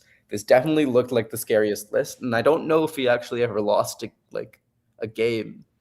So yeah, I need to check, but yeah, well, it looks like that's going to be it for us for this round. Looks like I'm not sure what the actual round result was, but put 1 on the board for Madison in limited. But it does look like Ohio State did end up taking them around. So puts Ohio State up to 1-1, and UW-Madison down to 0-2. So I think next up we're going to have Ohio State versus University of Iowa Urbana-Champaign in Vintage Cube. So that should be an exciting match. Back real soon for round 3. Thanks so much to Energy Series and Daybreak Games for Yes. putting on this awesome event. Yes. See you next round.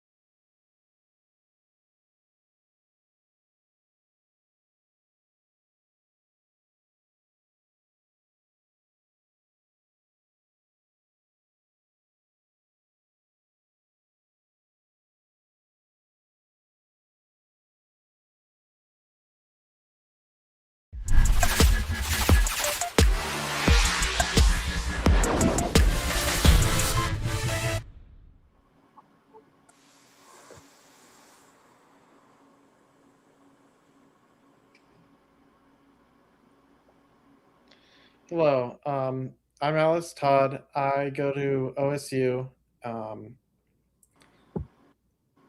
I'm Poe. I go to UIUC. And we're both the vintage Q player for this round.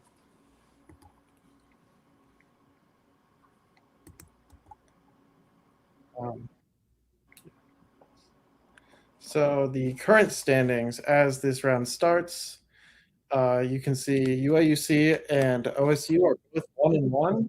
That means the winner of this round overall gets to advance to the semifinals, while the Yes. loser is eliminated. The stake is high. Michigan, Northwestern, both at 2-0. Mexico and Iowa at 0-2. And Minnesota and Michigan State also at 1-1. Mm-hmm. Let's go to the games.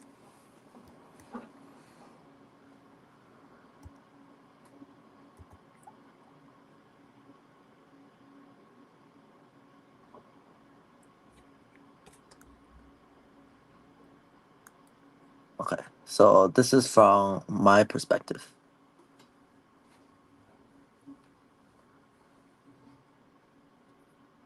So, first hand is incredibly mediocre, so an easy mulligan.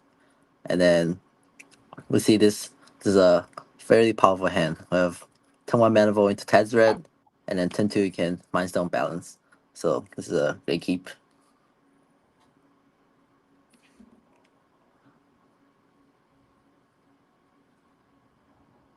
Yeah, balance here is especially brutal once you empty your hand because I won't have anything left in it.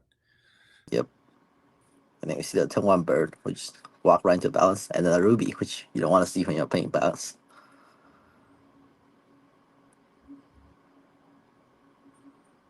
Oh, Urza Bubble, another great balance card. And I go for the mana vote. Yeah. Fortunately for me, I do have days here, I believe. Yeah, I went to check if he has any free content. Indeed, he does. Checking my deck list for the day. Yep. And that's Bobby game.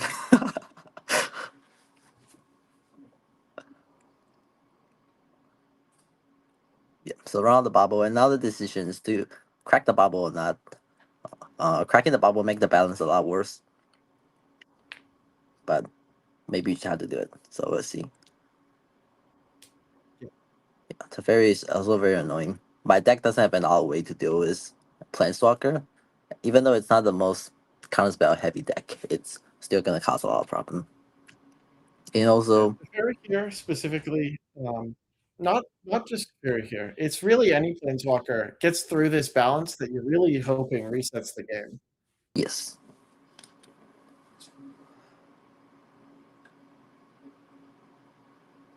Yep. And we draw a deck card.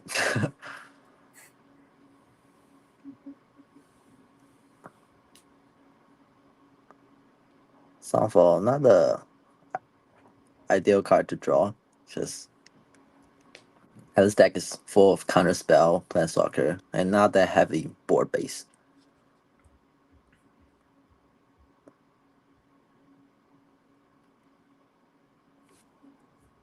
Yeah.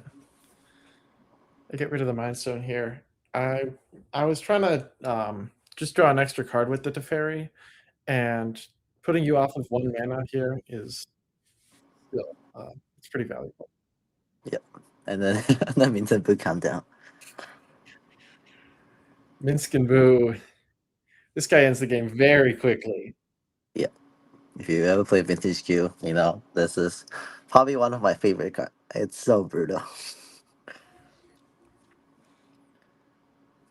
And there's no way for me to draw an insert from Instant Boo and a land at the same time, so we're in trouble here.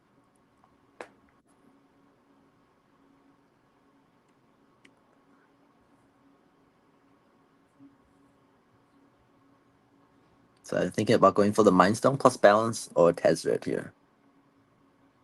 I decided to go for the Tezzeret. Trying to find my owl, getting the fast mana. Yeah.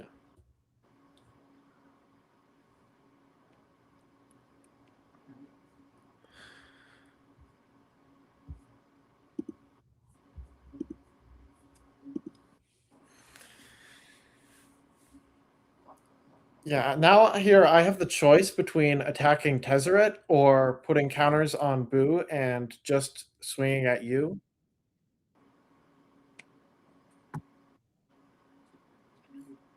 And what make you decide to play this way?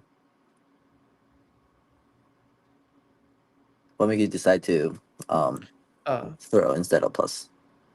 Yeah, so I haven't actually kind of forget what I did here. I think I actually sacrificed the Boo and Yes. destroyed Tezzeret because using Minsc and Boo's ability to sacrifice Boo lets you have lets you draw cards equal to its power, which is 4 cards. And my deck is filled with counter spells. So if you have anything that's actually threatening to my board state, then I'm countering. Yeah, that's a counter spell is definitely a problem for this deck. Yeah. Here I play the Thunder Trap Tuner. I think I didn't have a counter spell in hand, and I'm looking for one. Find remand. Oh, miscount. Miscount.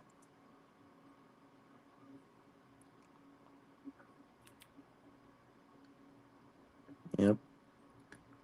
And then I have to go for balance here. I might as well cycle, because if you miscount, then I can't start cycle anymore. Yeah.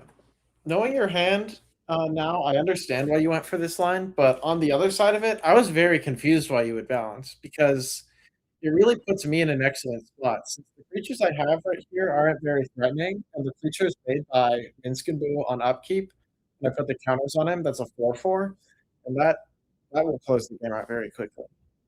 Yeah. But I don't have anything else, so I kind of had to do it. And it seems like the balance generate a lot of value, but it really not, because Minton doesn't really care. I just cast this miscalc to get it out of my hand because balance makes me discard down to the number of cards you have in hand. I have 7 and you have 3. So casting miscalc both makes you tap out all of your mana and makes me discard 1 card less. So it's free, essentially, to make me. Yeah. And Miscal also prepared me from playing the Mindstone, which would be good to go with balance, but. Yeah, at this point, it's pretty much over. It's can't really envision something in my deck that turns this around. I can't envision any card in the game that turns this around. Yeah, I need to combo off right now.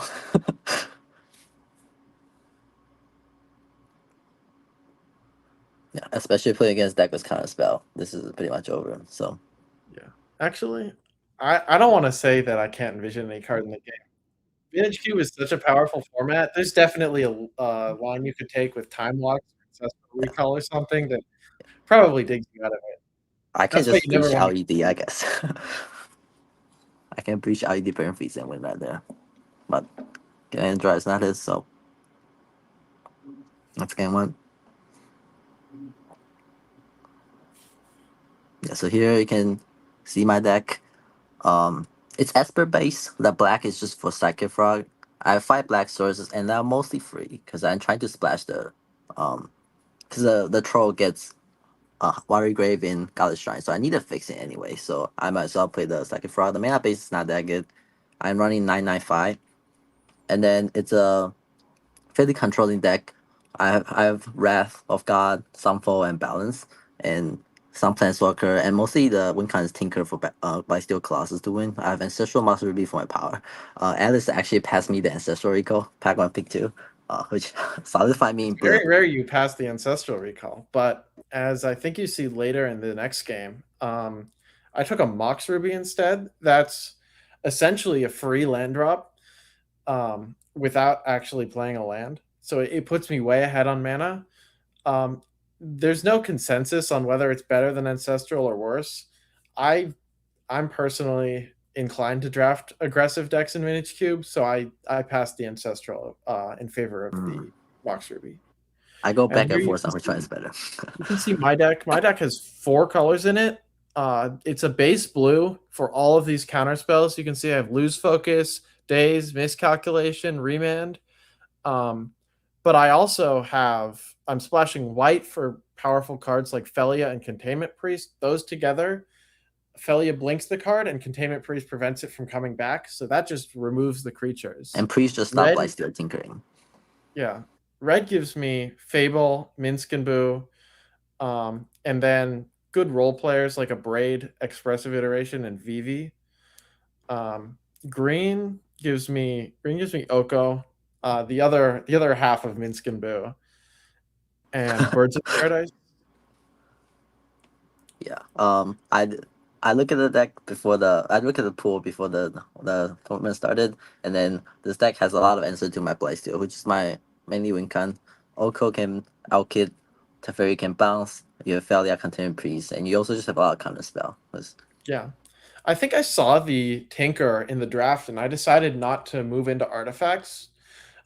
Specifically recently, I have felt that Blightsteel Colossus rarely ends the game the way I want it to, because so many decks have ways to answer it.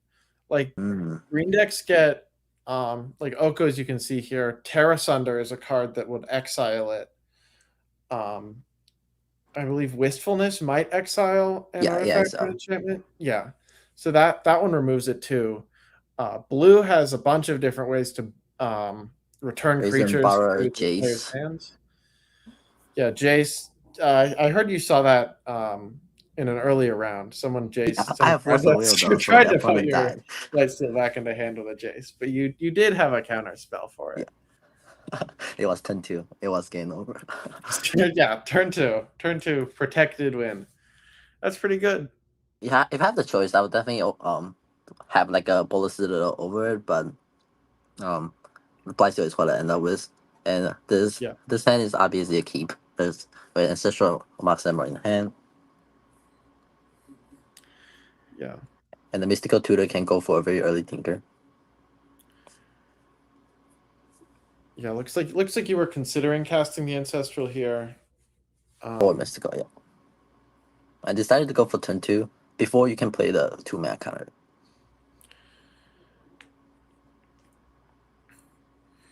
Yeah, and I didn't see the Tinker game 1, I don't think, but I did see that you had Tinker and Blightsteel Colossus in your deck list, so I knew what was coming off of this Mystical Tutor, and you just get to find it. And they were just going for it. Please no days. I was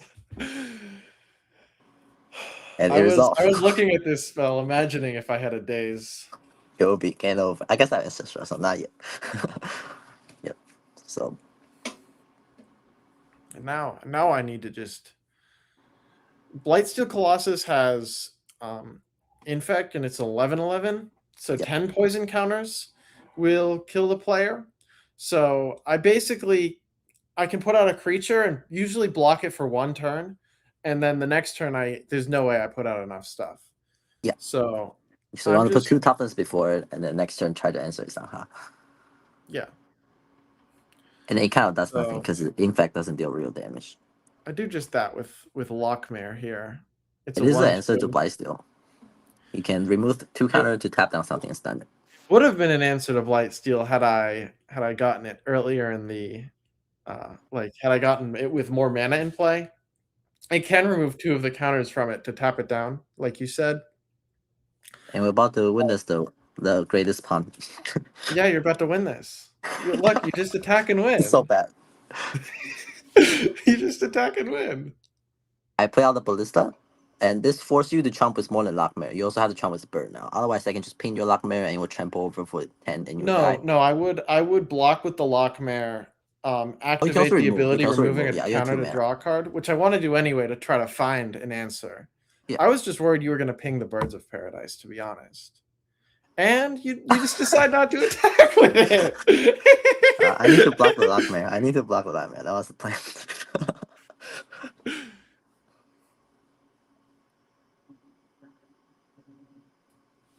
Don't worry. I fought this game too. Yep. The second time I play MTG online, so it does happen. Blightsteel not attack, yes. No, I'm experienced with Magic Online, though. I still make this mistake.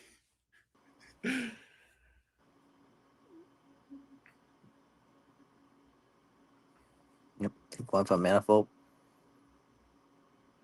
Yeah. This time we remember. And now before combat, I should tap it down with Yes. Lockman, but yes, I was I- wondering. I just passed through the phase.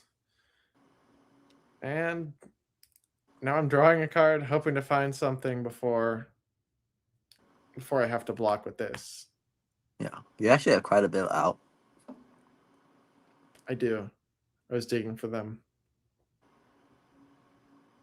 There's one more draw, and there's a couple of cards in my deck that allow me to draw extra cards or look at extra cards. So there are a bunch of things. So it's not unlikely that I lose this game. So you still have to go for as much value as you can, rather than just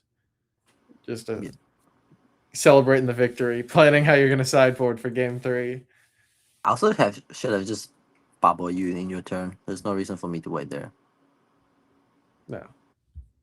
Here I'm just looking for the discard because the code Epiphany care about the number of card type you discarded, and discard 2 land will only make 1 token. Discard converter will make a 2nd token. And I just decided to discard the land.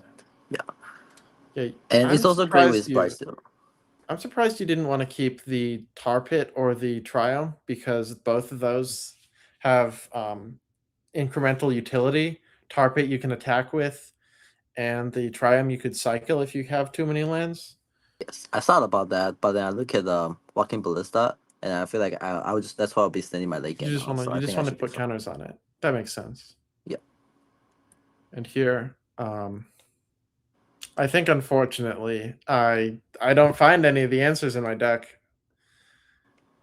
And rather than hope that you click through another combat, I'm just done. I'm going to game 3. What did you do with your sideboard? I think for game 3, I actually boarded in Deceit, which is a card I was not planning on ever playing, since it's a black card half the time. But it's another answer to Blightsteel Colossus. It allows me to return it to your hand, and it's a 12 drop, so you can't cast that again. Yeah, absolutely. That would be a great card. My sideboards basically I took out the Wrath and the Sunfall. I put in some Flash Fire like the Ensweet Savior and Malcolm Lumi Scoundrel. They're not that good, but I need something to pressure the Planeswalker. And the Wrath doesn't do much. Yeah. Also, something you could see in my sideboard, there is Tolarian Academy, a very powerful land with paired with other artifacts. You would have loved that in this deck. I picked that knowing that I wasn't going to play it pretty early on in the draft, because I saw a bunch of very powerful artifacts going around, and I knew that I might lose to something that just puts a ton of mana into play before I can address it. So I figured that removing Tolarian Academy from the field just allows me to play on a closer to 11 level playing field. Yeah, absolutely. It will give me. You can see my deck. I have a Ugin as my finisher. I have Mana Void Basama as the main way to cast it. Academy would be a great other way to cast it. And then we see this hand. We see Ugin here. I was looking at your deck again. Going back and checking my deck list. What were you afraid of here? Spell Pierce? This is. I don't know. I don't actually know what I'm checking. This is not a great hand, but it has a. I can use currency convert discard Blightsteel, and it will go back to my deck because Blightsteel has the replacement effect of when you go to graveyard, it will go back to your deck. And I tried to do Tinker stuff, and I think it's good now, especially with the Force of Will. I'm surprised here you didn't Mystical Tutor for an Ancestral Recall on a hand like this that's light on mana. I feel like you would probably want to be able to draw a bunch more cards. I think that's definitely a reasonable play. Mystical is great in this deck. I have not just Ancestral and Tinker. I also can get Balance, which outside the card disadvantage of Mystical. Yeah, and here I just go for the Blightsteel. Yep, discard the Blightsteel. Yeah, here I thought you made a mistake on this one because Blightsteel shuffled itself back in, so it wouldn't let you actually put the card under the currency converter to make the 2/2s. but obviously I want to Right. need my back in my deck. And yeah, but it's actually a really good text. The fact that you shuffle back is a huge upside. I have 2 or 3 way to discard, and then that makes the deck a lot more consistent. Otherwise, I don't have other good Tinker target. Yeah.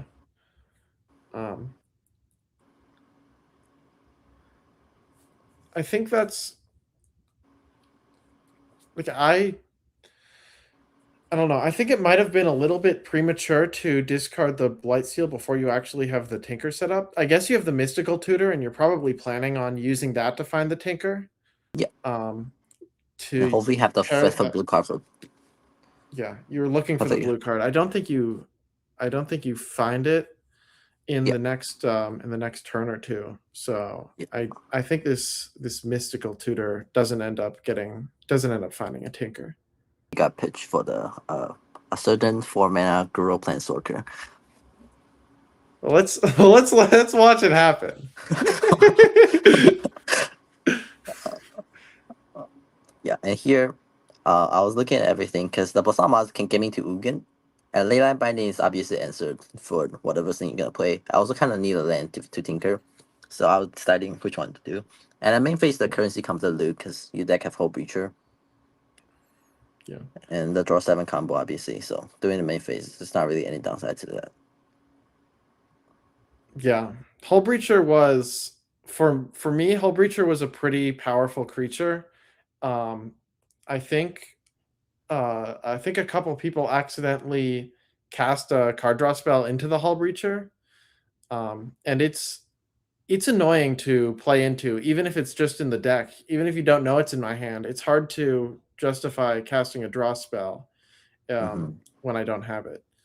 But here you see Minsk and Boo. Yeah, there's no way Tinker will outrace that thing, so they just force it. Yeah. And then we're working toward the mana vote to cast Ugin. Yeah. Not having the Tezzeret here for you is a little unfortunate. Tezzeret untaps the mana vault, gets it to stop pinging you for 1 on the upkeep, and also lets you use this currency converter a lot easier. I think that I would have I probably could have been run over by about now if you had the Tezzeret to pair with this mana vault on turn 1. Of course, Tezzeret plus Basamas and Malvoy is just insane combo. Try to do that in game 1. So you buy Lucci, probably just gonna get discarded or trade off in combat. Yeah, but it's a free card that you have access to. Not free. You spent 3 mana on it, but it's out of your opening hand, and you'll always have it. I was checking out something. I'm not sure, but Fable Resolve.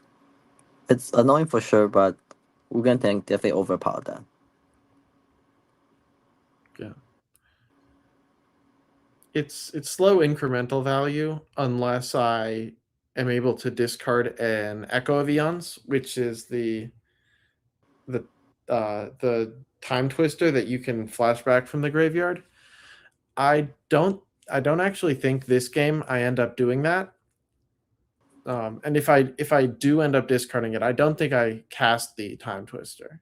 You did not discard any card, which is very concerning. Oh yeah, I remember. I talked with my teammates about that. I feel like it's a very menacing thing to see when your opponent has the ability to filter the cards in their hand in a format as powerful as Vintage Cube, and they decide not to. That means every card in their hand is something they want to hold on to.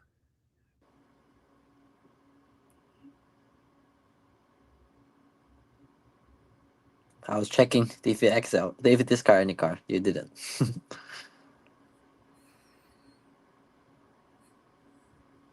No.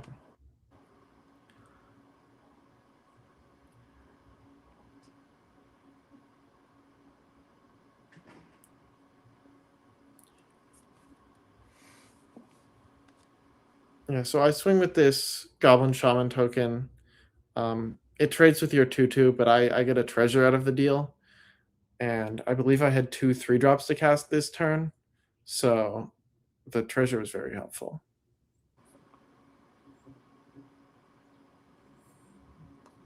Yep, you see Lorwyn here. I go for the comfort. And here's Tezzeret, just a little bit too slow, I think, right now.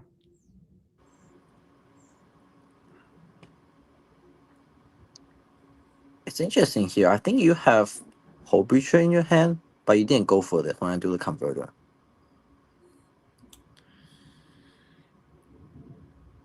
Yeah, I think I had myself convinced that you were using that as a bait to get me to cast the Hull Breacher, and then you could cast an Ancestral Recall over top of it and draw 3 cards.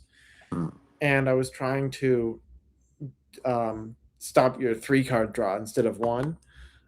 You definitely have a commanding enough position where you can just play around currency converter. Yep, so Tezzeret is setting up for Ugin here. And the Hull Breacher is very annoying. Ugin next turn is pretty good. If you find more artifacts and not artifacts, colorless spells. Most of the artifacts are colorless spells in your deck.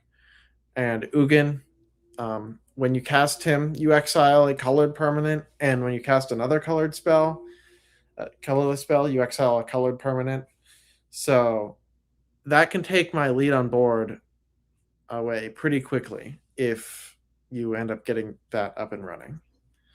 Yeah. So here, Tezzeret is about to get tech down, and I think he found to play Lucio out to block or play late land binding, and also Lorwyn of the third pass plus Hull Breacher is a combo because Lorwyn tap each player draw a card, and then Hull Breacher make a treasure. I don't draw. Yeah, I didn't actually realize that during the deck building phase. It took me until these cards were actually together on the field for me to see it. Yeah, tap, draw a card, make a treasure. That's pretty good. It's pretty good. Yeah, Lorwyn gives both players a card. It's meant to be balanced. A lot of high card.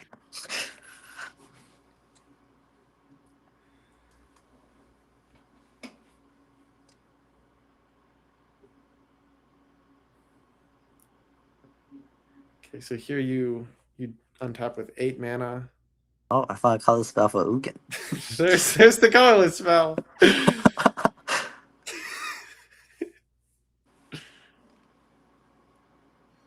I forgot to put trigger on the stack. Okay, I did. You're busy take out Hull Breacher because your deck of draw 7, so it's the most dangerous thing. Yeah, Reflection will also be an there were interesting choice. There were some other matches where I ended up casting like 20 spells in a turn because I kept looping different time twister effects. And here, not finding a land for the Ugin makes you not be able to pay for this miscalculation. Now you still do get the exile trigger, but you were really hoping for Ugin to land because he comes in, he pluses to 9 loyalty and gains you 3 life and draws a card. So that really puts a stop in my plans. And nobody have ever killed Ugin through combat damage before. Here's another planeswalker that's very rare to kill through combat damage. Oko. Yeah, 6 loyalty. 5 right now. He's 3 mana and plus is up to 5 or 6 depending on what you want to do.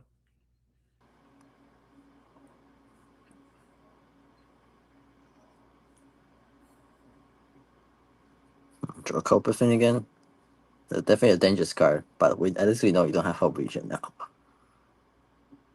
This is a surprisingly good deck for Pauper because I have a lot of 2 type, which if you discard by seal, you can make 2 flyer off it.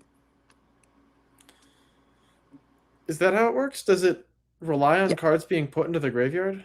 Yeah, it depends on. Oh no, it depends on the number of card type you discarded. Card type. That's how it's worded. Okay, so yeah, for 2 mana you'll be able to make 2 1/1s at instant speed, and get rid of the Blightsteel that's currently not very useful in your hand. I could do it for more, but I know you probably have a counter, so I just do it for this, so I can Lucci copy it. and Yeah. try to survive at 1. Yeah, And I have hope to get downtime a mana balance pool. or something, but I have Yeah, also have downtime my mana pool, so I don't think it's likely to win it, but yeah, turn my mana around. Yeah, Lutri around the remand.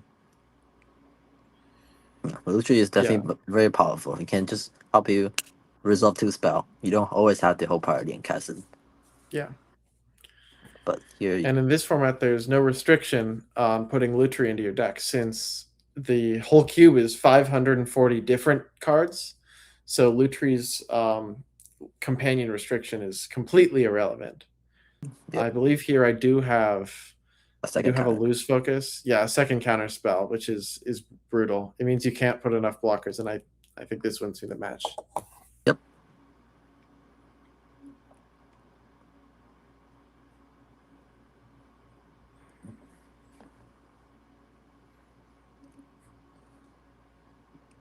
Lose focus is also really good when the stack is very, very have a lot of spell on it because you can answer multiple spell at once. So the Oblivion doesn't go back to my hand. Yeah. It's pretty rare to cast 2 or more spells in Vintage Cube, but occasionally when it does happen, lose focus is sometimes the best card for that situation. Yeah. Yeah. But this was a good match, and I believe this one sent OSU to the semifinals. I'm not sure if we won 3-2 or 4-1, which would have determined whether or not the match made the difference. But yeah, I think it's 3-2. Okay. Well, they got defeated once again. yeah, you were looking for the rematch from the event last fall, and you couldn't quite get there. But I had fun playing with you. The counterspell is definitely counterspell and Planeswalker is definitely bigger weaknesses on my deck. I tried to play against a very linear, more board based deck, so I can just wrath them away.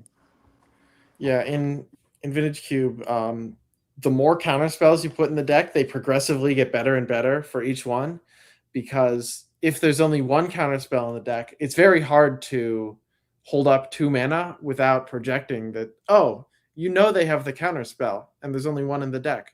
And once you see it, once you get it gone, then you can just cast your spells without a fear. But if there's 3 or 4 of them, and if some of them are cheaper to cast, like Days, where you just return an island to your hand, then it becomes hard to predict, and you either have to really slow down your game plan, or you have to just run it and hope I don't have it, like happened in game 2.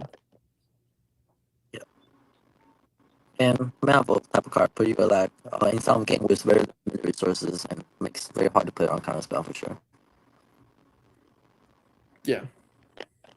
Yeah. That's the yeah. Okay, I think that's round 3. Round 4 is, I believe, the semifinals match between the I forget. It's let me take a look. Yeah, it was between Northwestern and Minnesota. So I think that's coming up next.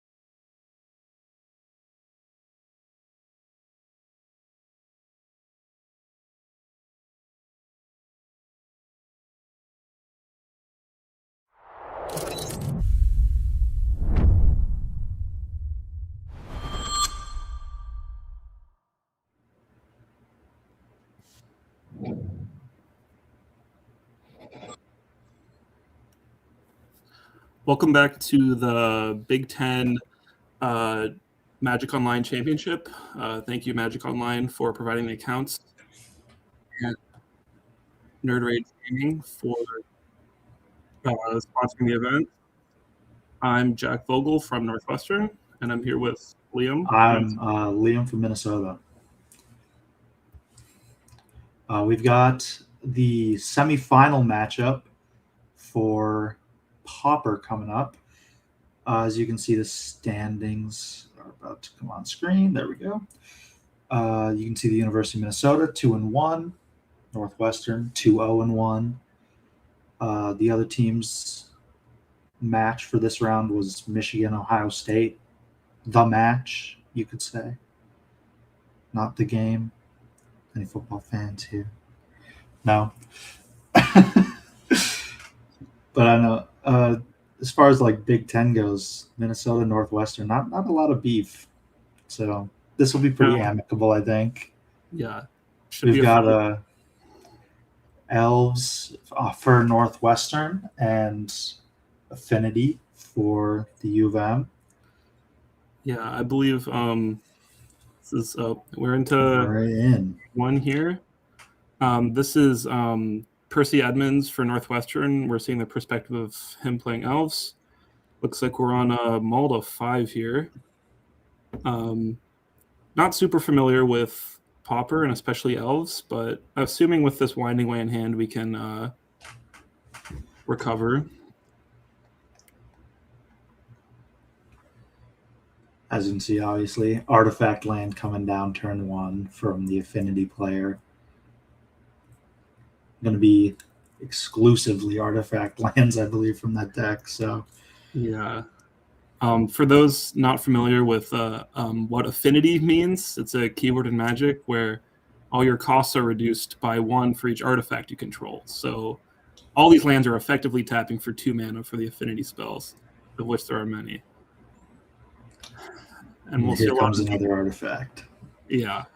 A lot of these artifacts that do something on ETB, and then also reduce all your affinity spells. I don't know how this matchup usually plays out in like who's favored here. I'm not sure. I imagine it's going to depend on the amount of bodies Elves can get on the field before some of those big threats for Affinity come down.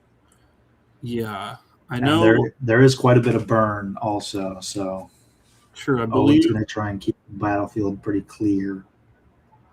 Yeah, I think the there's 3 makeshift munitions in the Grixis list, which can sack an artifact to deal 1 damage. Famously, a lot of elves have 1 toughness, so that is true. Probably be an issue if we see that come out. Probably going for a Winding Way to refill here. Yeah. And I think this almost always names creature because, yeah, we have these generous Ents that can land cycle, act as a land, but can still be grabbed along with your threats. Though I think this does mean that we miss land drop here, which is... I guess no. We return the forest with Queer and Ranger, so this is all part of it. I think, right? Maybe. Need to pay better attention. Holding priority on beginning of combat might just be unfamiliar with Magic Online. I can say as a fun fact, none of our 5 players from Northwestern had ever used Magic Online before this event. Yeah, so there's a lot of... In watching the coverage, I did notice that our team is probably one of the more familiar with Magic Online. I'm not sure about Owen specifically. Here's one of the Affinity. You got your 2 mana 4/4. Yeah, so...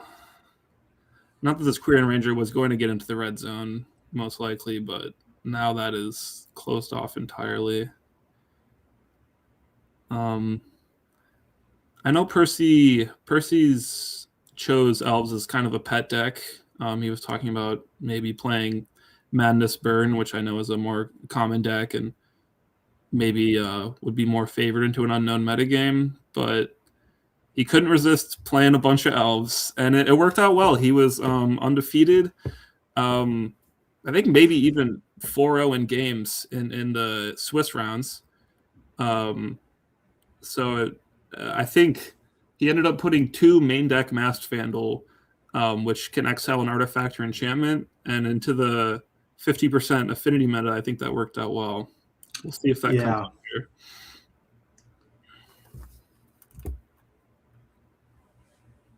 We have Mirror Enforcer attacking and no spells cast from Owen on affinity. What kind of interaction could this be? Maybe just got some cast downs, more galvanic blasts. Yeah, looking through the list, it's probably going to be some removal coming in before his next turn.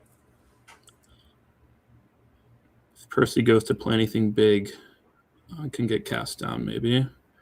And we also, despite Deadly Dispute getting banned, Grixis still has a plethora of card draw spells that can sacrifice an artifact to draw 2 cards. Looks like we have 2 Fanatical Offerings and 2 Reckoner's Bargain. So it should always be full on cards. And here's a Thoughtcast, one of the original Affinity cards. There you go. Both players staying pretty full on cards with the great card selection that Pauper offers. Now this is the reason to play Affinity, I think. Refurbished Familiar is going to put a flying body into play and always be a 2 for run. If your opponent doesn't have any cards to discard, you'll draw a card. Swinging in for 4.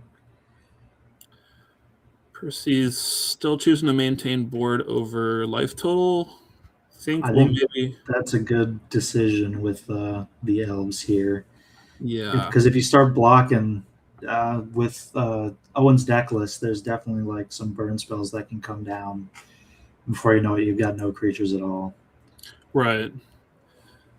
Be interested to see if this Timberwatch elf, which gives +X/+X for the number of elves on the battlefield, if we'll see that start making these elves able to eat a Mirror Enforcer. But as you said, we have a lot of burn spells that could just blow out that effect while it's still a 1/1. Deployed the Wildling to gain some life and present a blocker for the Refurbished Familiar. No effects on end step. All right.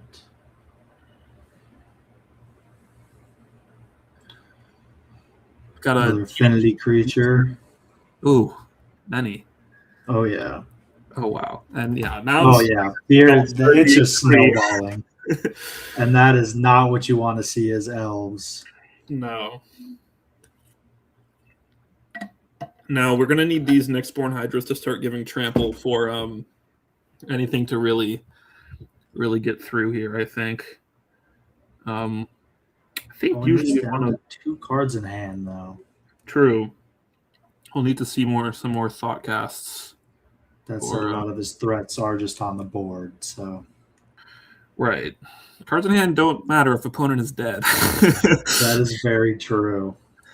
So now this, how big is this Wildling? I mean, that's pretty scary. That's pretty scary. But when you got Owen has 3 flyers. See, no blocks. Percy hovers the Timberwatch elf, but no activation. But we're threatening this 8. Crackback is probably going to be pretty bad. Depending if we have just like 2 Galvanic Blasts in hand, I think, could this be lethal? 8, 16, maybe. We've got another Utra Monitor. I know this is causing some havoc on the MTGO currency system since no one's opening Teenage Mutant Ninja Turtles. This common is worth like 15 ticks or something because everyone plays Affinity. But yeah, thanks to Magic Online for providing these accounts. We got all our cards to play today. We're still attacking. All right. There were no attacks. Oh, is that like trample?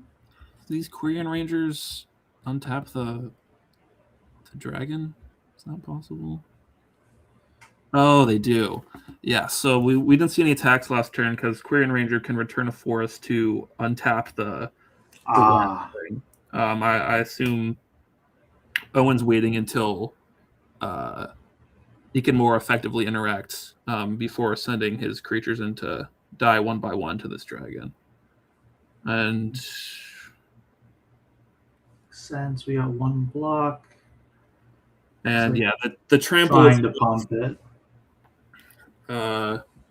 Think okay, and yeah, now we're gonna see sideboards here. That is gonna be game. Against elves, all these hydroblasts and power blasts aren't doing too much. Yeah, I can't really. I think. I don't know what I think. We do. I'm have not sure what you sideboard in here. Breath Weapon deals 2 damage to each non-dragon creature. Elves are famously not dragons. That could definitely be good. We can hit the the Salgu Wildling, and then I believe also I heard Percy say while he was playing the toxin analysis came in. This card gives Death Touch and Lifelink, and I believe it makes a clue. Also, it investigates, yeah, so it makes a clue. So we maintain our artifact count while being able to gain some life back and kill whatever big threat the elves presents. So I think we're seeing something like that come in. Maybe we'll trim down on some threats. I think it's more about maintaining the elves' board state to nothing than presenting a bunch of plays. Now, any idea what we're sideboarding out over here? Right. So Percy's got a lot of graveyard hate and graveyard hate, yeah. Life gain. I mean, these mass vandals are coming in. Again, we have 2 in the main, but there's 2 more in the sideboard. Elves should have a creature in the graveyard, and then we can exile that to exile any artifact or enchantment. So this is good interaction against. Can even hit artifact lands if you have this somehow set it up on turn 2, and you can Stone Rain them while presenting a body. It's probably one of the better things to do.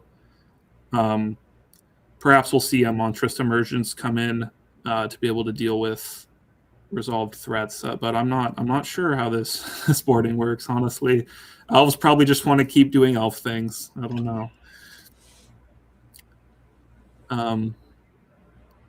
Yeah, so with all right, up a game here, another win will put him into finals, and Owen's gotta win these sideboarded games to actually, well, I guess I don't know at this point. I don't think Northwestern.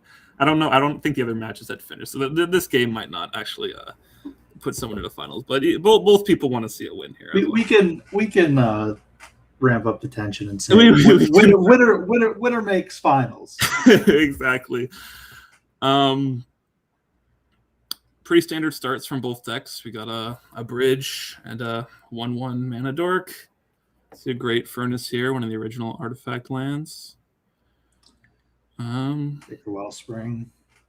Enters is an artifact, draw a card. Classic. Yeah, classic magic from Owen. We've missed a land, so we might see a generous hand cycled. Oh, or we might Winding Wave for this, perhaps. Or maybe we just need 1 forest. Percy's list only plays 14 actual lands. I did notice that. That was, yeah. There's a lot more mana sources in the deck, but we get another elf out. Yeah, so practically a forest. Practically a forest. Although this, if we just go land Breath Weapon here, Percy's very far behind. So another Wellspring. Perhaps also looking for lands on Owen's side. We'll see. There's get the seed of this another artifact land, and we're drawing more cards. We just needed the last artifact for Thoughtcast. Both players are full on cards here.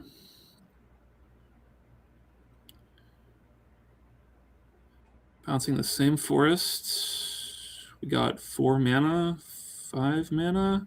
Oh, we're gonna establish the initiative. Probably most Magic players know the initiative is one of the most broken mechanics in 1v1 formats. While it's designed for Commander, if Percy can hold on to the card advantage and board presence that the initiative passively provides, he can hopefully win the game. But there's a lot of flyers from Affinity, so this is going to be interesting. I think Owen can probably contest this. We might see it pass back a lot. Looks like Percy forgot to yield to his own trigger. Classic MTGO. But now we're going to go grab, finally, that second forest. There we go. And we'll see what Owen can present to... oh, wow, Quirion Ranger getting in the red zone. All right, let's see if we can get a body down on the field for Grixis Affinity here. Your Mirror Enforcers are costing 2. A lot of things are costing 1. So I think we could see many, many spells cast here. Oh, that's scary for elves. Here's Makeshift Munitions. So it costs 1 mana. So at this point, we can only kill one thing. But when Owen... and yeah, these Ichor Wellspring also draws another card. Percy really wants to cast this Masked Vandal next turn. Now that Quirion Ranger's in the graveyard, I think that can exile the munitions. Really cannot let Owen untap with that. You might just be down to your Avenging Hunter. All your X1s will not be long for the world. Keeps the initiative, though. Chooses to put 2 counters on the Avenging Hunter, which to me says that we're going to get rid of this for sure. Yep. So the X1s hopefully are safe unless there's another copy of munitions in the Affinity player's hand. And this is presenting a lot of damage here. Percy can swing for 9. So Owen's got to start committing to the board, I think. But it looks like Percy might be choosing to back with the develop doors. a Priest of Titania. Yeah. Which totally makes sense. That'll be tapping for 4. Yeah. And then when we play a Quirion Ranger, 5, and then untap it. So yeah, that'll get out of hand if it is allowed to happen. Thoughtcast up to 9 cards in hand. Keep drawing them. Pauper, surely you'll get a good one eventually. Yeah, surely. Paupers, you can only play commons, but over the course of these 30 years of Magic, we've seen some powerful commons. This I think some might say this is more powerful than standard, maybe even as powerful as modern in some ways. I guess that's all goes the 7/8. We've dealt with the initiative creature.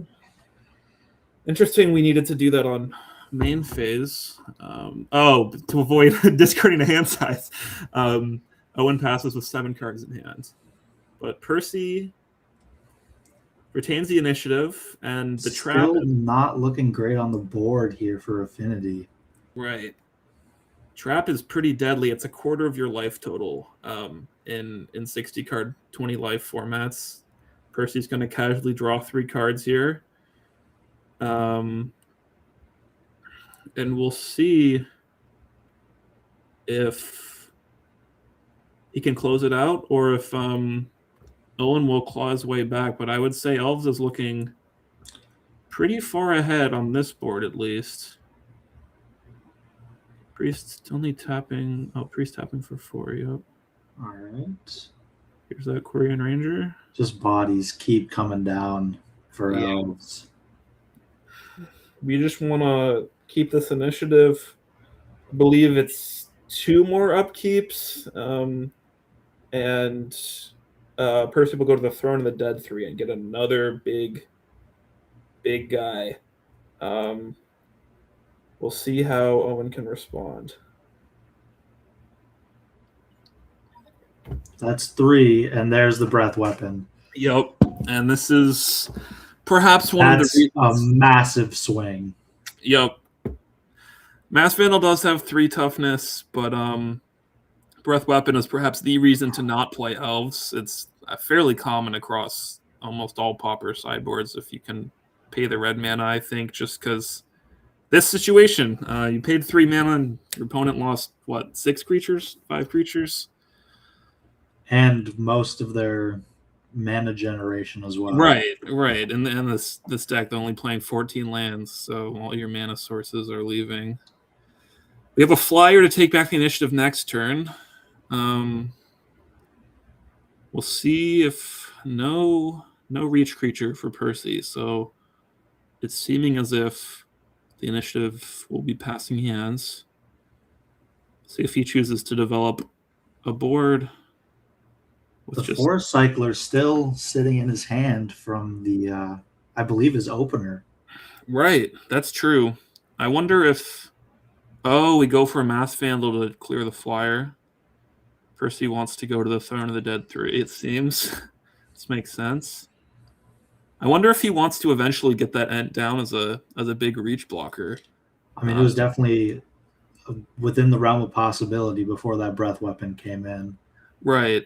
And now Percy's ahead on board, but only 2 lands, and he did not deploy any mana dorks this turn. So Owen's really ahead on cards and mana. It's kind of anyone's game depending on what's in his hand.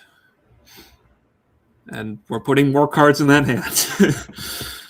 You can never have enough. I mean... Right. There's still 40 left in the deck.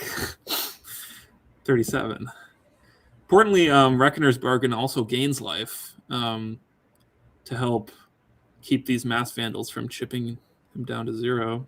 We got another Refurbished Familiar.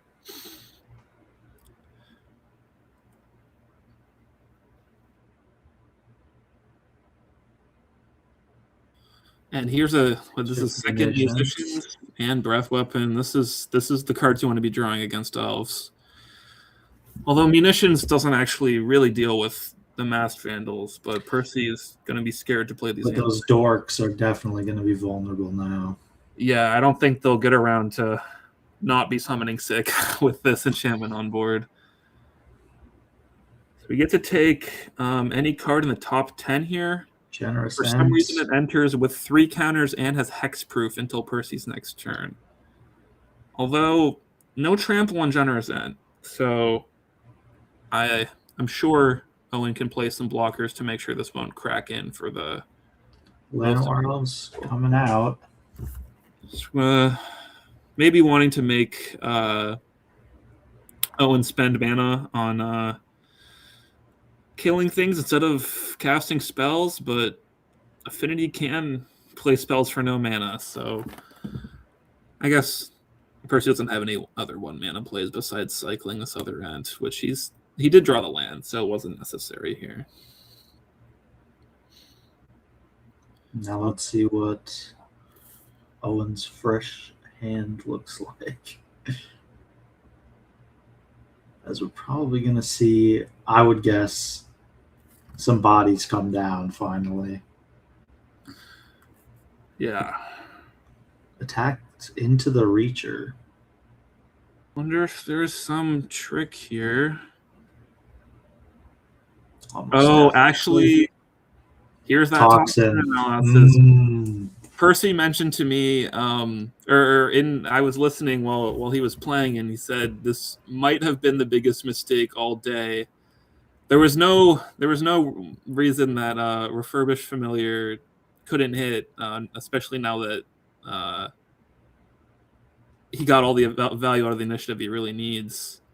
And losing that, what was it, a 6/10? I think it was an 8/10 even. Oh my! So that was, and again, short on mana, so Percy's going to struggle to develop another threat that will end the game, and Owen's going to keep spewing out artifacts here. And this one draws a card. So now, I don't know exactly what Percy needs to push through this last 9 points of damage, but drawn more cards. It's got to come soon, I think, because Owen's kind of building up an inevitability machine over here. But we still have the initiative. So if we can hold on to that, the trap will come around again. And yeah, we're pushing damage. It's now about Percy's the aggressor, and Owen just needs to hold out until he gets some bodies. Yeah, we've not seen any Mirror Enforcers or Utrum monitors, just these refurbished familiars, but they're doing the job. He's drawn almost half his deck. Both players have. Yeah, and Percy's, I think, about to go over half here. Oh, no. This is Nyxborn Hydra. My mistake. Importantly, this has Reach and Trample. Very important keywords in this matchup. Interestingly, chose to do that after attacks. Not sure if we were playing around something there.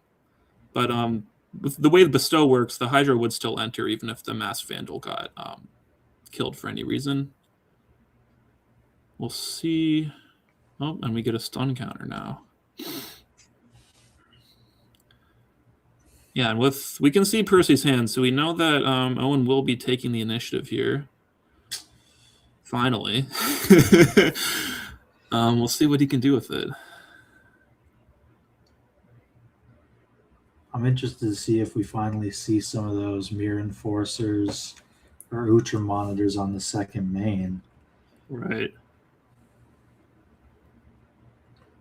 I wonder, you can just pay 1 mana up, and there's yeah, one. You got it. Can we get another? Am I gonna miss Wall Bridge? 2. Ah, Blood.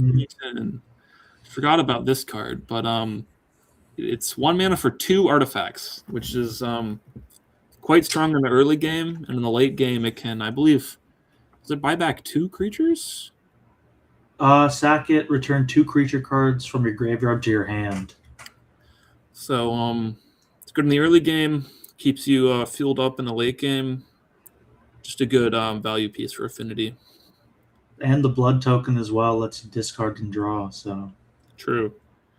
All right, we're suiting up the other Mass Vandal with another Hydra on 2. I think Percy's still just trying to push through the damage while Owen is seemingly, despite drawing 28 cards, light on big threats here.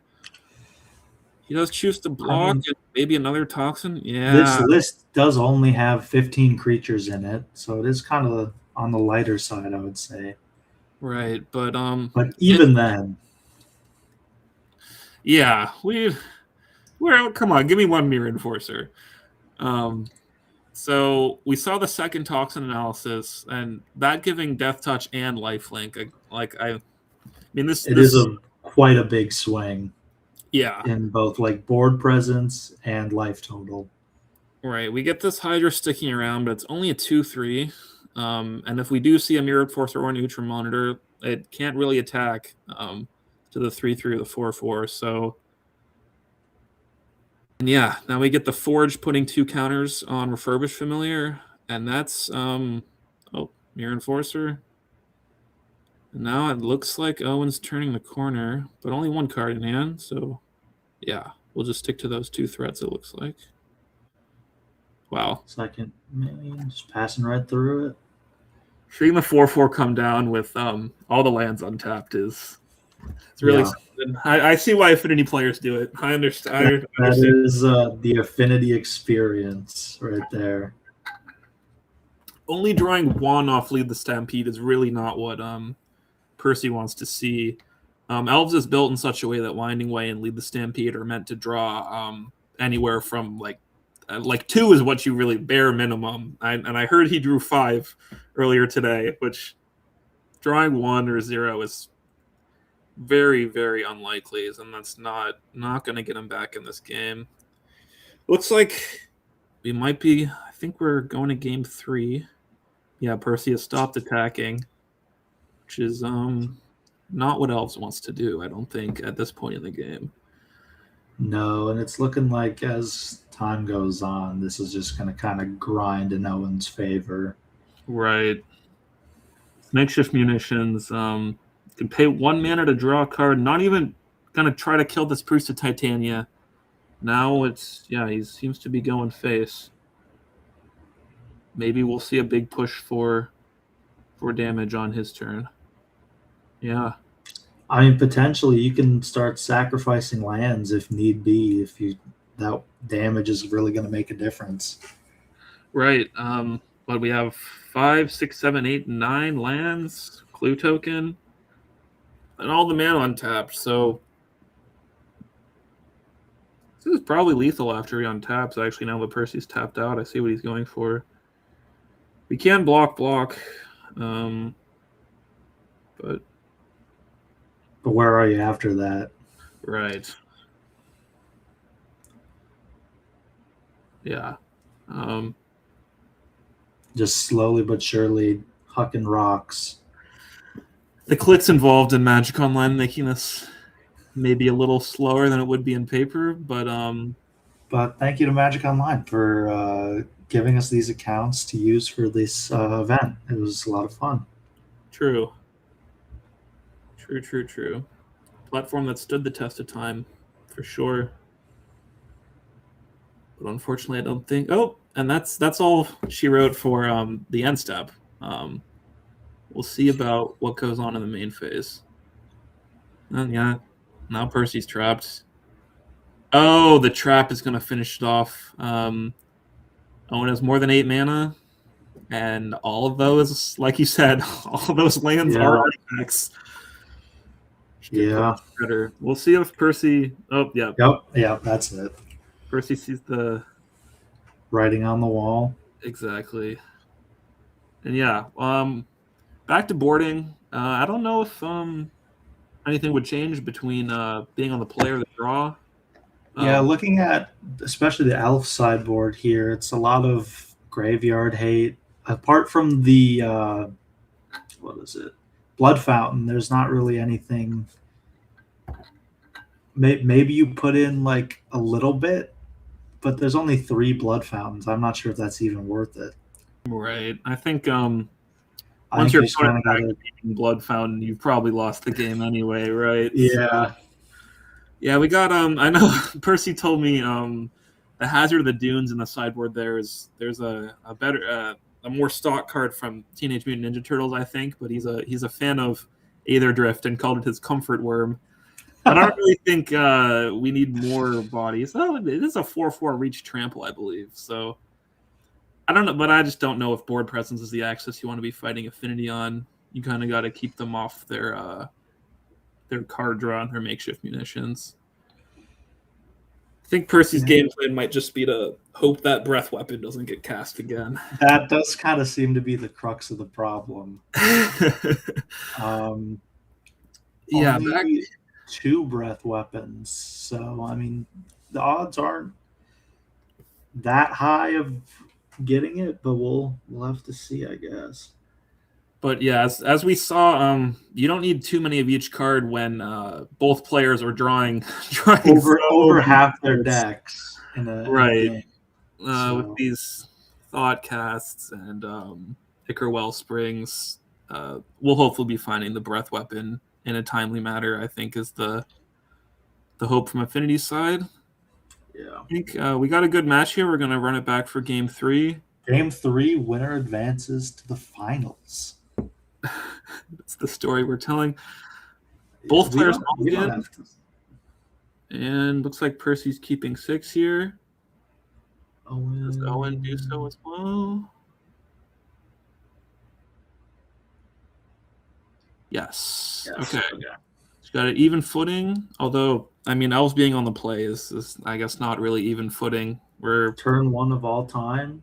Forest Llanowar Elves. Looks like without the Quirion Ranger, we might actually see this Generous Ant cycled for a forest. Though, of course, I'm not the expert. Yep. And maybe you are.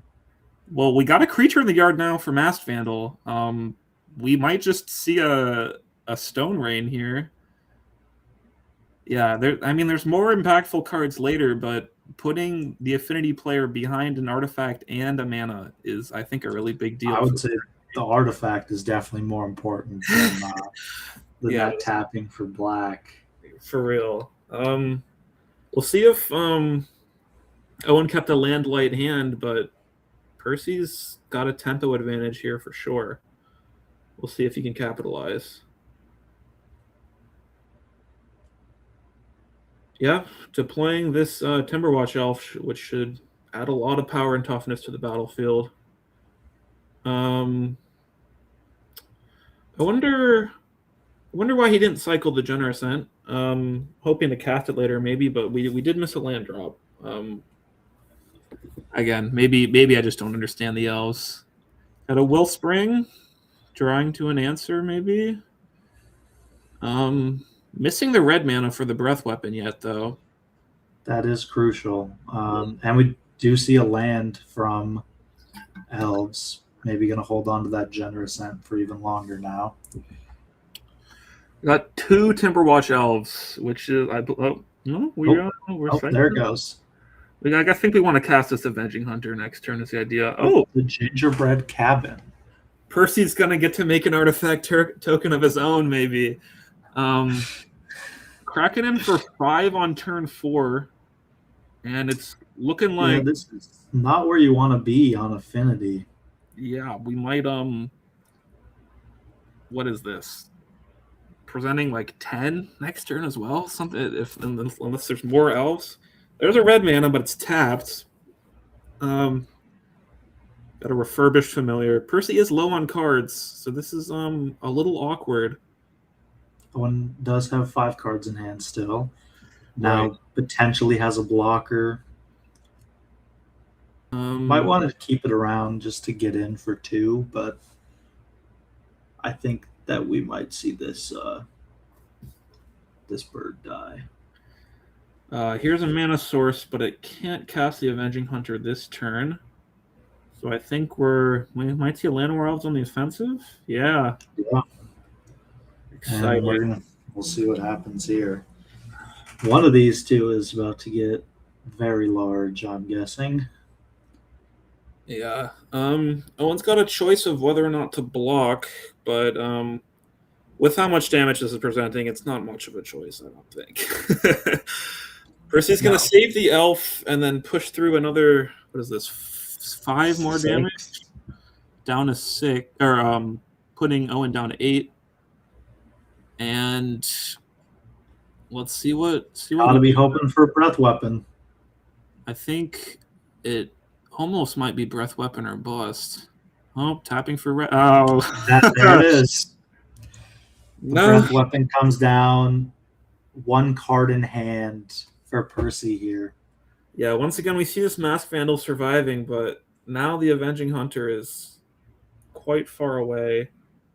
Oh, and I forgot about this Quarkland Shaman. This is another main deck way that Affinity can hate out these 1/1 elves. I believe is it 1 damage to each creature without flying? It is. Yes. Just by sacking an artifact. So it looked like Percy even tapped his land and decided to not cast the 1/1. Oh. Casting a second main instead.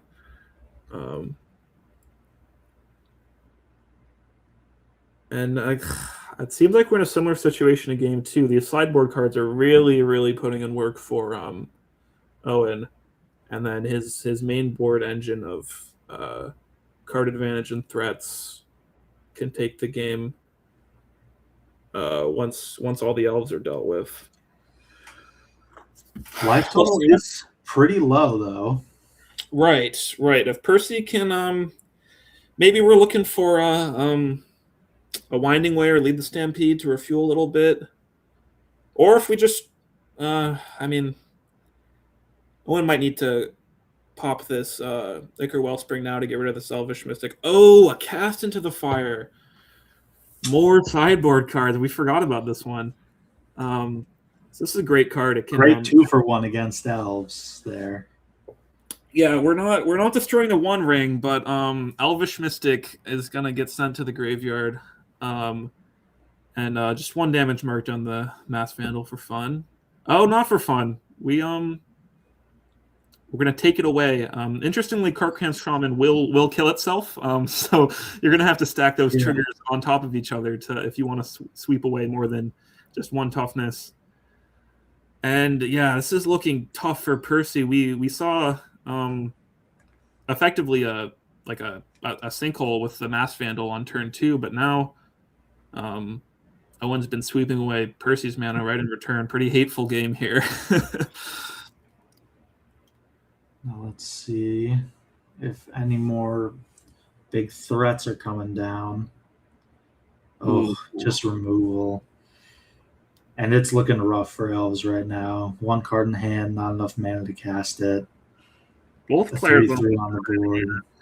Percy must just be praying that out of cards. So Percy's just got a top deck better. Oh, That's something. Are we still naming creature here? We got to name creature. Yeah. Okay. But this Shaman, I mean, I'm not sure if it's worth it to take out the Cart Clan Shaman and an artifact just to get rid of the Findhorn Elves. Right. I think Percy might be hoping to get rid of this Shaman before deploying Priest of Titania, but I don't think Owen's in any rush against just 1 elf. Yeah, not casting. Maybe land and then try and sneak out the Avenging Hunter. Avenging Hunter. Yeah, this Roost Seek from the Sagu Wildling is going to find the basic, but costs 1 mana itself. Have to wait another turn. Percy Titania would just get that would definitely get taken out by the right. I assume Percy's going to hold this until this Shaman is dealt with in one way or another. Owen doesn't want to trade, as we saw. Going down to 6 here. It's an interesting game. It's really going to come down to top decks. If Affinity finds a Thoughtcast, that might be the nail in the coffin. But we'll see. Ooh, this is a different nail to put in the coffin. This is going to be able to kill Percy's 5th mana, which I'm sure Owen is aware is a pretty good number for Elves. Yeah, now we're swinging in for 4. Right. Down to 10. And you can cast the Priest of Titania. Oh. It's going to get immediately killed. We drew the land. The Avenging Hunter is probably going to come down here. Counting the artifacts, I think in seeing that, Owen would have to sack almost his whole land base to get rid of this 4 toughness creature here. And it comes with trample by itself, so we've already seen 1 cast down this game as well. Right, that's a good point. We get another basic, which the 6th one, I don't know if it really matters here. But once we put 2 counters on this in the Forge, that's presenting 7 trample damage. So Owen might have to sack these lands to get rid of it. We'll see. We'll see if he drew something else to deal with it. Oh, Mirror Enforcer. There's another big body. That's some toughness to put in front of the trample. Maybe we're going to pause the attacks? No. Still racing in the air. Guess you do gotta kill the opponent. And we only have and plus the initiative, right? How many basics does Affinity play? Basics? Oh, none. So this first mode on the initiative here is fails to find. But the rest of the value will make up for not drawing the card here, I think. They are all artifact lands. Right. Stampede here. Stampede. Find some X1, which is not really what Percy wants to see in the face of the Shaman. But maybe just putting a couple threats on the board will get the Shaman popped, and then we can continue deploying the rest after. So, I do think it might be worth playing one of the Priests of Titania to see if you can. But then there is the the makeshift munitions there as well. Right. So he doesn't necessarily need to pop the shaman. It's a tough place to be a 1 toughness creature. Trample does mean we get the initiative back, but I think No bodies on the field anymore, and Percy's actually going to go to the Lost Well. There could be an argument to go to the Forge if there was a way to block, but Percy can't go to the trap next turn with this 3/3 flyer coming in. So found a Mass Vandal, which will deal with this munitions, but then we gotta figure out the flyer. We'll see what happens. But regardless, this is a very great match. Well played from both players, I think, and we're coming down to the wire in Game 3, which is what we love to see. I would definitely be looking to maybe pop the shaman here with what's been put on board for elves. Right, maybe we'll see it after Probably second main. Oh, we're gonna get to put the counters on the shaman so it won't die too. Oh, I didn't even think of that. That is why I wasn't playing in this. Right. This initiative, it swings both ways. It is Definitely does. Wow. Activating that now being able to activate that 3 times before. Yeah, and we can just goes away. We might just and no, we have lethal. I got classic player pitfall of don't see the forest for the trees. We just have 4 artifacts and 4 mana. Makeshift munitions will deal 4 damage to the face. See if Percy makes Owen do it, but I think that wraps up our match here. Yeah, there's the concession. There it is. I think the lesson we learned here is don't let your opponent cast Breath Weapon if you're playing elves. But really not much you can do. No, I think great games there. Great play from both players. Yes. And yeah, we are now moving. Yes. Repping our Big Ten merch here. Once again, this is the Big Ten Magic Online Championship, hosted by Nerd Rage Gaming and sponsored by Magic Online, providing our accounts so we can play. Thanks again to both groups. I believe we're moving to finals coverage now, which is Minnesota advancing. And Michigan. Playing Michigan. I believe this is our modern match. I think so, yeah. You will see in just a bit here.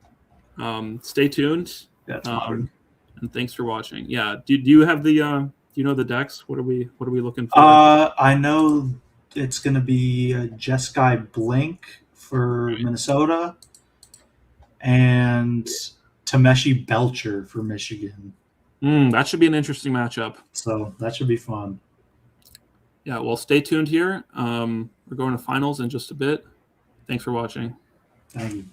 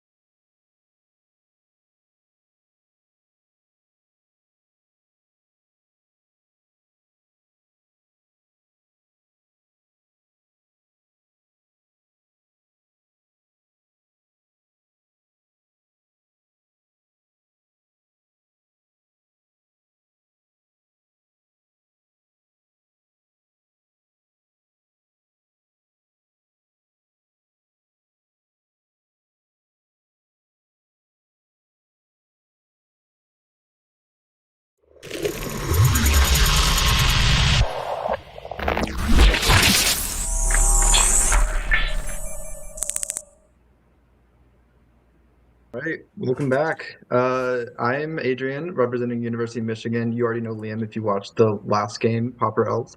That was crazy. Today, for the finals, we're going to be watching the match between University of Michigan, who's playing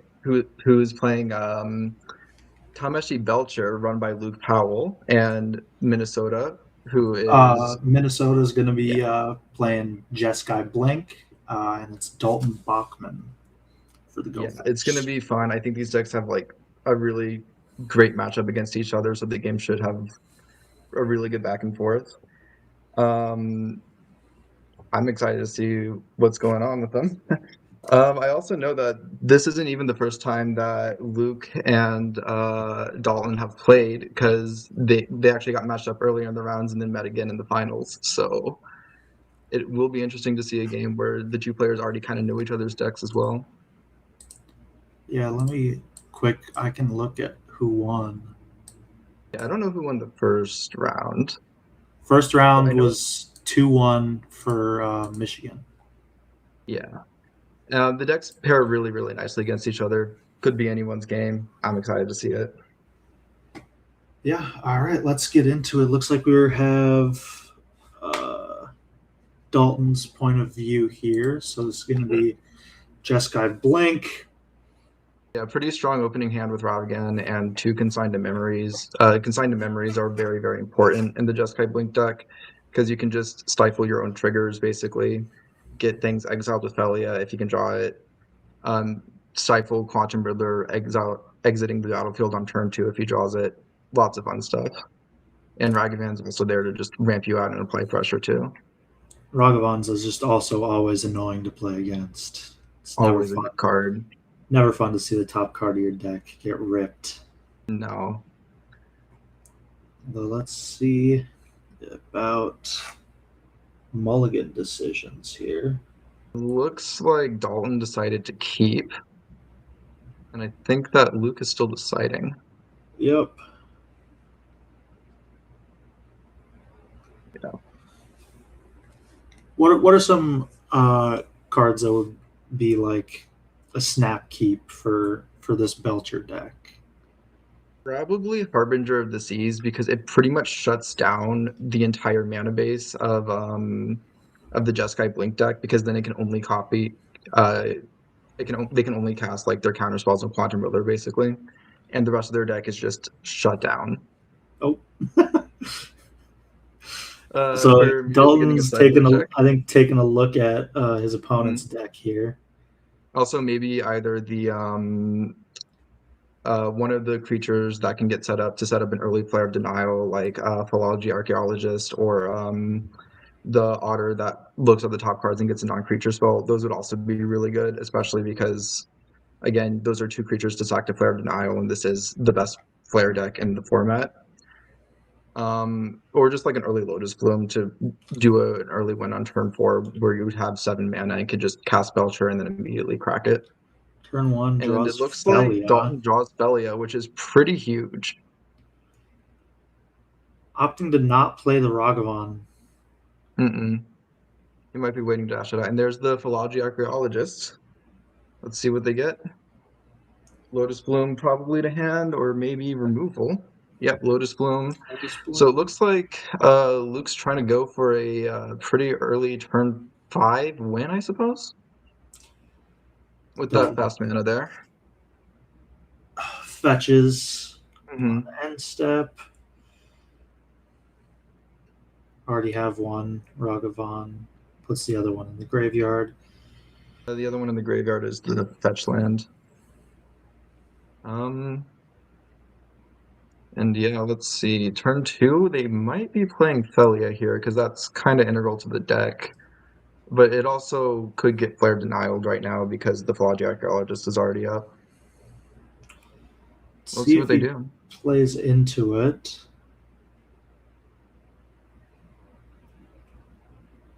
Yeah, I don't think Ragavan's really great right now, just because of the 0/3 blocker, unfortunately. Exerting. And exerting to give it haste. Putting Ragavan in. Oh yeah, and then cast the Galvanic Discharge to get rid of the Philology. So it looks like he's going to be able to get in for 2. Oh yeah, he's going to be able to get some ramp, hit the top card, hope that it's the Belcher or Harbinger of Seas to get that out of the deck. If you draw this Quantum Riddler next turn, that would be perfect, but either way, Felia is still going to be amazing. And it looks like it hit War of Innovation.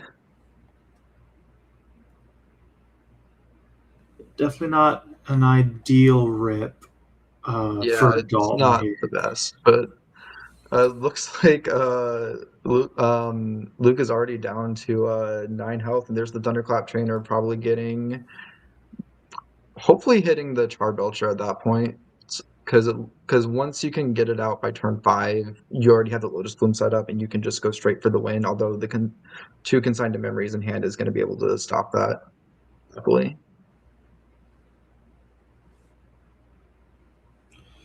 And yep, they got the Goblin Charbelcher there, so Luke's trying to go for the win. Dalton draws the Quantum Riddler here. Oh yeah, and he probably, can get probably that gonna out. get blocked. No, but he still has the treasure, so he could still warp it out. But I guess he chooses not to do that. Probably waiting for the Charbelcher to be cast so he can counter that. So let's see what Luke does here.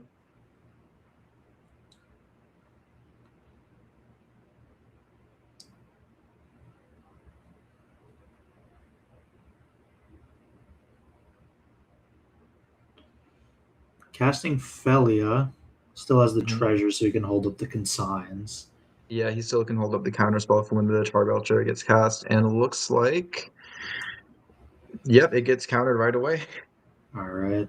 But he still has the Quantum Riddler, which he can cheat out next turn for 3 mana and give it haste as well.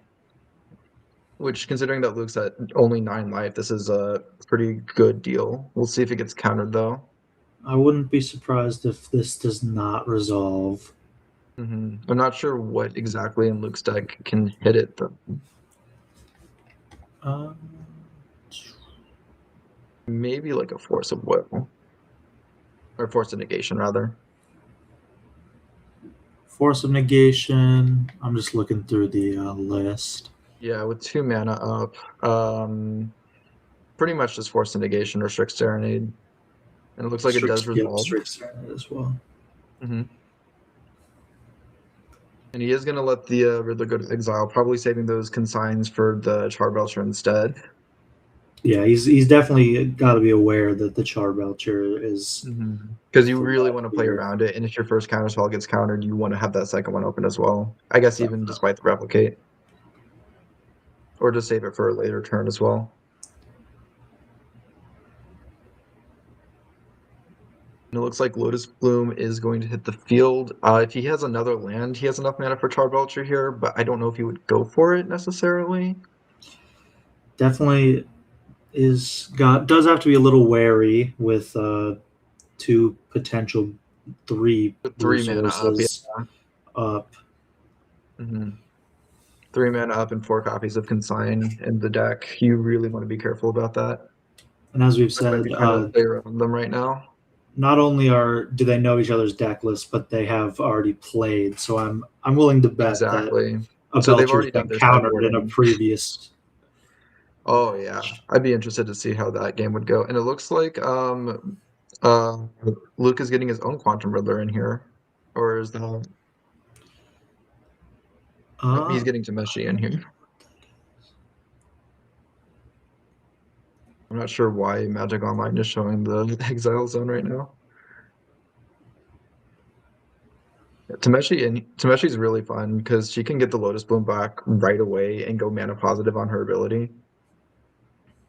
So he sacrificed the Lotus Bloom, added 3 white, returned a land to hand. And now he can do that again. Sacrifice the Lotus Bloom, add 3 white or 3 blue, and then return a land, return the Lotus Bloom. It's a pretty disgusting loop, but we'll see what he does with it. And can these triggers be countered by the consigns? No, because consign isn't stifle. It can only counter triggered abilities, not activated abilities. So it's very difficult to play around with. Or it's difficult to play against, especially if your main counter spell is consigned to memory. And it looks like he is just dumping all of his mana right now into those Lotus Blooms, shocking out a Sink into Stupor land. And I'm very curious to see what he does with this. He might be trying to go for the win here.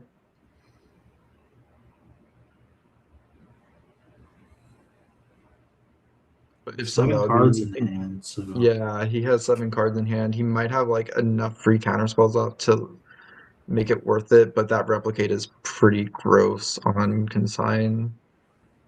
Oh, and it looks like he's checking the deck to see what counter spells he does indeed have.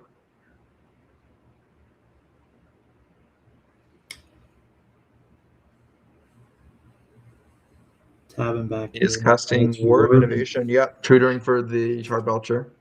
So it can't be countered with consigned to memory.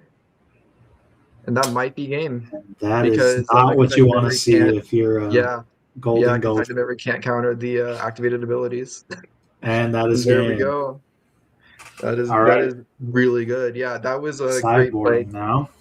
That was a great play playing around the consigned to memories there from Luke, because he knew that if he cast the Charbelcher, it would have just been countered. But with War of Innovation, that's not a colorless spell, so it can resolve. And I don't think that Dalton has like much of a way to deal with that in his deck, because the only counter spells he's running are the consigns. And I guess there are some in the sideboard here. Yeah, there's some in the sideboard, which I imagine that Dalton probably sideboarded in Mystical Disputes, but that's still only 2 things in the entire deck that could hit that, which isn't ideal. The Surgical Extraction. Surgical Extraction, I would be surprised if it wasn't in there, because you can just the Belcher hits the graveyard, you just immediately get rid of that win con, and now Luke would be relying pretty much on the Harbinger of the Seas as like the only win condition, which is a much more brutal game plan than the Charbelcher combo is. And then looking at Luke's sideboard here, I imagine that running I imagine that Luke took out the spell snares and probably replaced them with I'm not actually sure. Probably his own consigned to memories, honestly. Or other counter spells in general. I know he mentioned putting in the Harbinger of the Seas because it does very, very well against just Skyblink. And it does just kind of win you the game, because the only things that can get rid of it are the Solitude. Dalton is only running 2 He's also only running basics, 2 basics. So that Harbinger of the Sea would definitely be brutal. Mm-hmm. And it looks like when he was fetching lands, he prefers to fetch the Surveil lands instead, which makes a lot of sense, because you really want that mana fixing in a 3-color deck. So yeah, maybe game 2 we'll see the Harbinger of the Seas hit. I'm not sure how Dalton really deals with this. Hopefully just try to draw Mystical Dispute and Consign to Memory and have them both in hand at the same time. Or just try to aggro it out before Lotus Bloom can resolve and or hit the graveyard. Yeah, we'll have to see as we move into game 2. And it looks like already Teferi in opening hand to prevent your own spells from getting countered is pretty strong.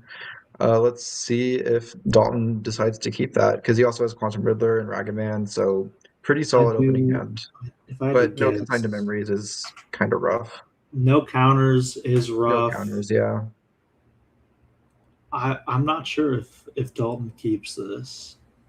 Yeah, we'll see. It's a good hand, but there's not a lot of counterplay. It's more aggressive than anything.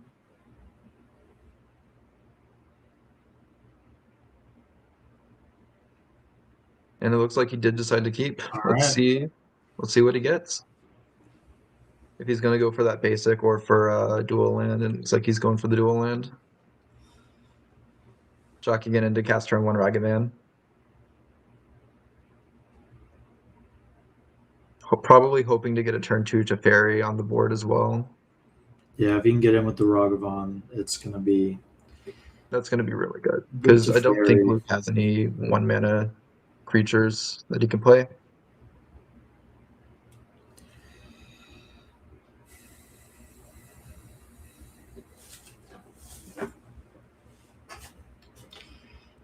Swinging in for 2, see what we get off the Ragavan hit. Hope that's something good. It's a land that doubles as a counterspell. It's fine. Probably gonna be a Teferi here. Yeah, probably gonna go for the turn 3 to Fairy.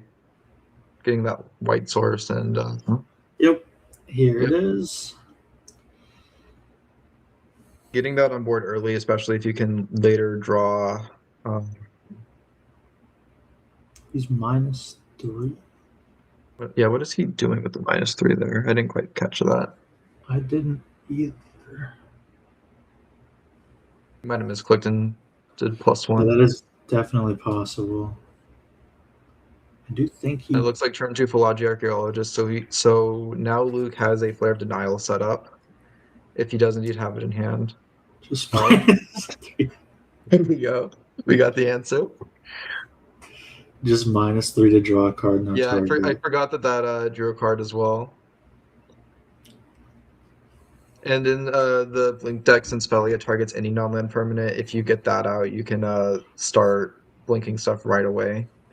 And it looks like he is gonna exile the Philology Archaeologist, hopefully trying to get that Flare of Denial off the board, and also open up. Always good to get in with a 2/1 Ragavan. with upside. 2/1 that draws you a card, makes a treasure. Yeah, it's decent. And I've it's heard Meshy too, which is even better. that is big. That is huge. Although there are 4 copies of it in the deck, so Slowly but surely. Slowly but surely.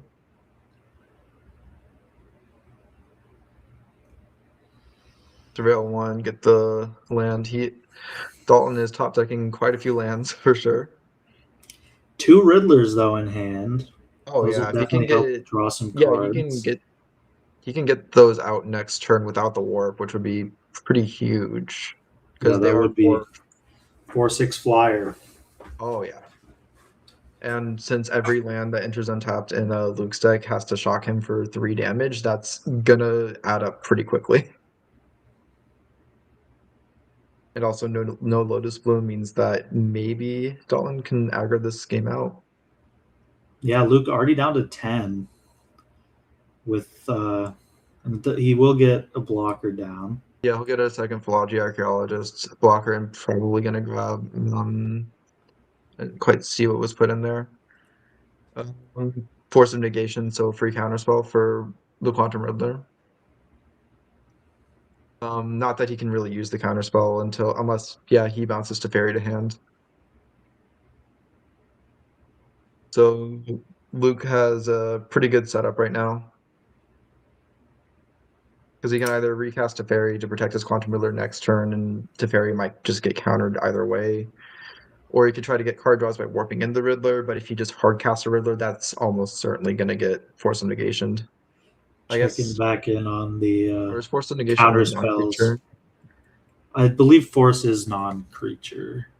Okay, so he's safe to cast a Riddler, but not a It is non-creature. I just checked. Yeah, well, he might be safe. There's always the possibility that Flare of Denial is in the hand with Archaeologist on the field. Definitely a difficult spot to play from right here. And we see Dalton checking the deck list to see all the possibilities. Because he could also have Disrupting Shoal as well, of course.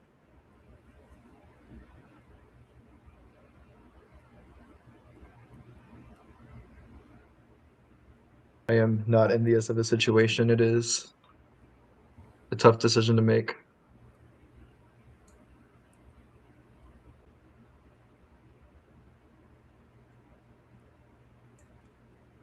Just a lot of thinking here. There's a lot of thinking, and I'm kind of quiet in anticipation too. It looks like he is going to get a land. Let's see if he gets to the mountain or Sacred Foundry, because both of those will enter untapped.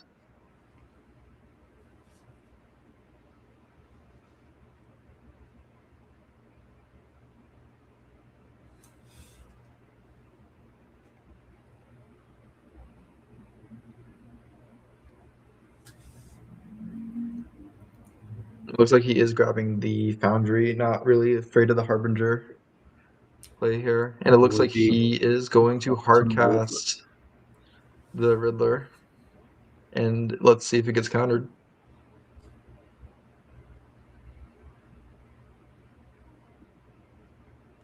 Yep, there's the Lair of Denial. But it does open up a free Ragavan hit. So still some value, and you can always play your other Quantum Riddler next turn.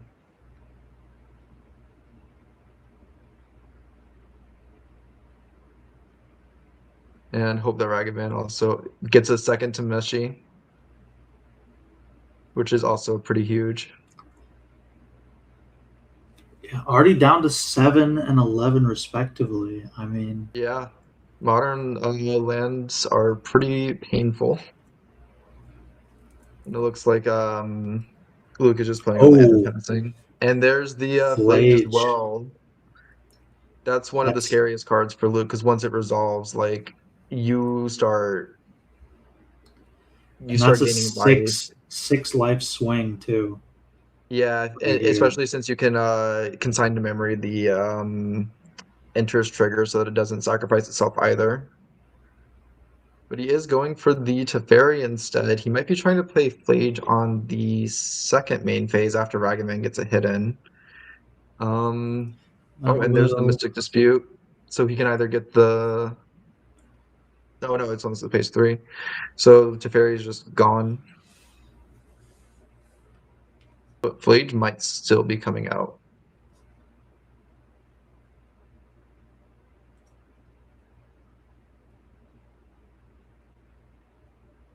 And if Flage hits, then with 2 attackers, that kind of leaves Luke at a very big disadvantage. Yeah, he'll be at 1, and as you said, all of his lands will have to enter tapped. So he can't, because he won't be able to shock out any more of them. And let's see if Flage gets countered. It resolves. And that is a big swing. Oh, yeah.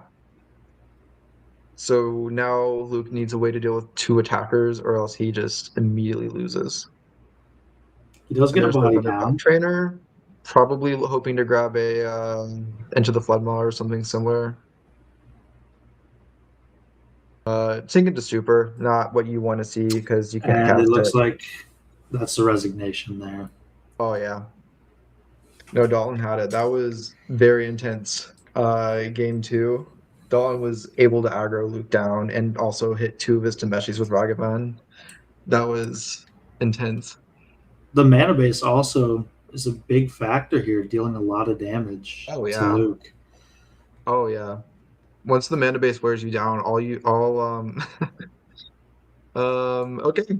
So it looks like oh yeah. You want to mention that because it was your format? Yeah. After game 3, we're going to be going to one final game between Minnesota and Michigan. It'll be Vintage Cube. Just one game from, I think, the match, but it was the most exciting Vintage Cube match or game from the match, so we wanted to feature it.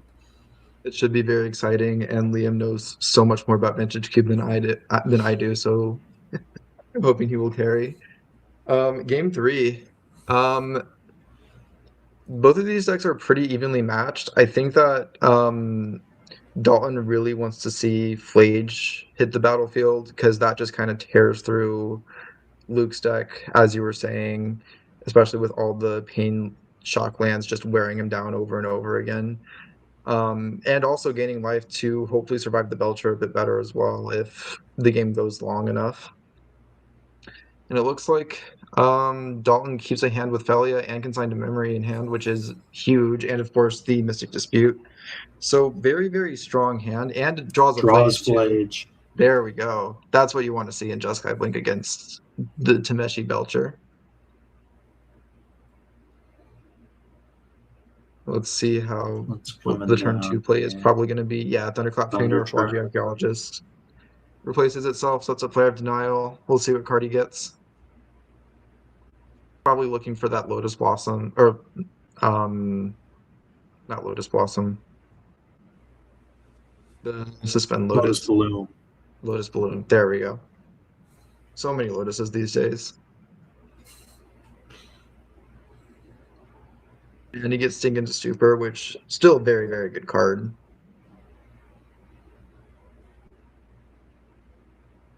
Looks like he gets mana fixing. Probably wants to keep that Ragavan on top.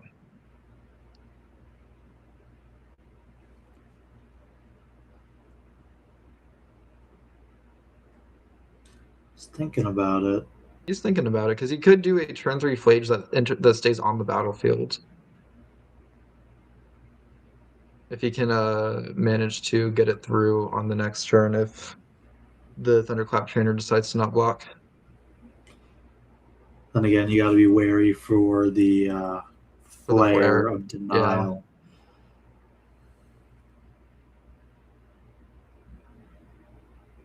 Might be worth So we'll putting see. the graveyard. Yeah, no, he's thinking hard about it.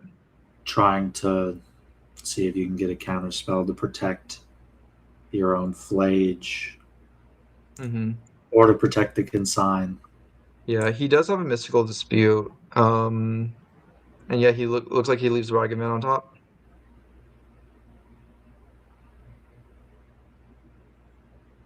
All right, and let's see if he plays Felia or Ragavan here, because either one is going to be a pretty good play, and it looks like he is casting the Ragavan without dash. Holding up a Consign to Memory for... I'm not exactly sure. Something. Or more likely the Mystical Dispute. I'm not sure how quickly the deck can get the Charbelcher out, but I think that it can get it out turn 3, but that requires, or not turn 3, like maybe turn 4, but it requires you to have a Philology Archaeologist to mill the Lotus Bloom so that Tameshi can. Well, there's the Archaeologist. Yeah, there's the Archaeologist. It does enter the battlefield. We'll see if it mills the Lotus Bloom or not.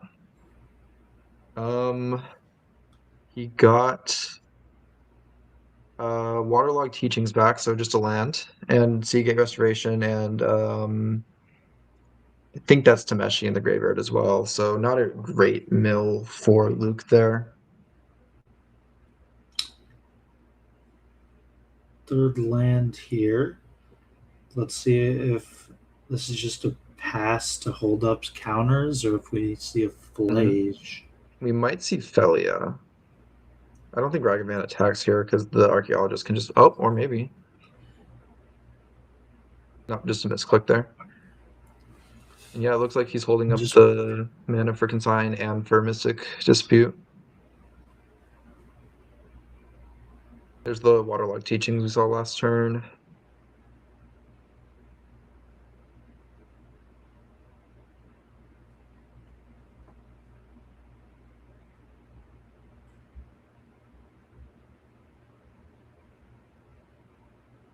And it looks like it is a little bit of a stalled board right now. Felia also does have Flash, so I did forget about that. Yeah, so Felia's going to come in. Let's see if he gets... It resolves. And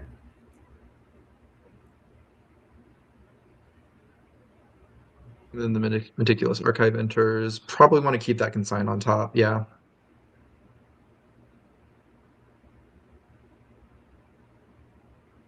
So now the question is, do you go big and try to cast Flage here and keep it on the battlefield with Consign to Memory, or do you hold up a counter spell?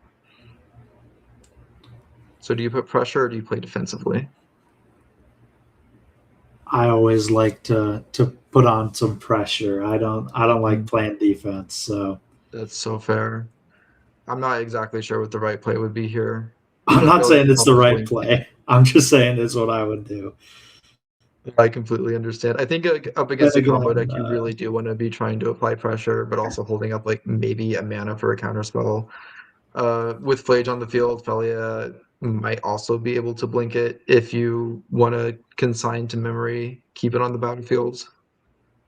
But that would be using up all 4 of your available mana here. Yeah, I wouldn't be surprised if it's just Flage and then hold up the Consign to Memory. Yeah, Flagon hold up a blue for either Mystical Dispute or Consign. Yeah. Yeah, unfortunately, Felia doesn't really want to like blink any of the blockers because both of them have really good ETB effects that can give Luke more card advantage. So I'm not sure if she's. Oh no, she is swinging. Let's see what they target. Targeting Mega Man. Just targeting something. Yeah.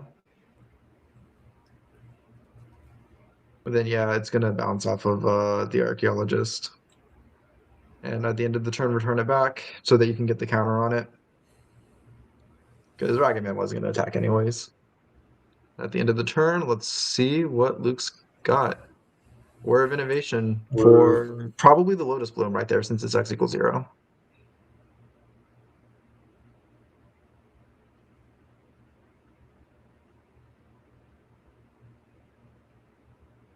So he might have the Charbelcher in hand at that point. We'll see. Looks like he's thinking about countering it, but that would use up his Mystical Dispute. And he's phoning a friend maybe.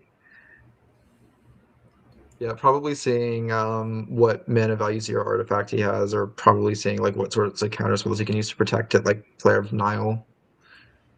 Yeah. Thinking about Looks if like he should counter, I think. So I mean, it would put Luke at +3 mana on the next turn, which 7 mana is enough for Charbelcher to resolve. Although he does still have the Consigned Memories in hand. if he does play this, though, I believe he'll only have enough mana to play the one Consign. Yeah, he might be able to fetch out. No, because he has Hollow Fountain in his hand. Not sure if he has any other fetch lands that can add for blue that is a plains or a mountain. Is there a Steam Vent? He has a Steam Vent. Yeah, he has a Steam Vents in the deck. Okay. So he can still play both consigns. And yeah, there's the Mystical Dispute. Pretty good play from Dalton there. And there's the Harbinger of the Seas. And that's what we were afraid of right there. Yeah. So luckily Felia is still on the board, so he can just use Felia to exile Harbinger of the Seas and then use Consigned to Memory to counter the trigger that returns it to the battlefield and keep it exiled. And yeah, he's using Aaron Mesa to get his land before Aaron Mesa is no longer able to get that land.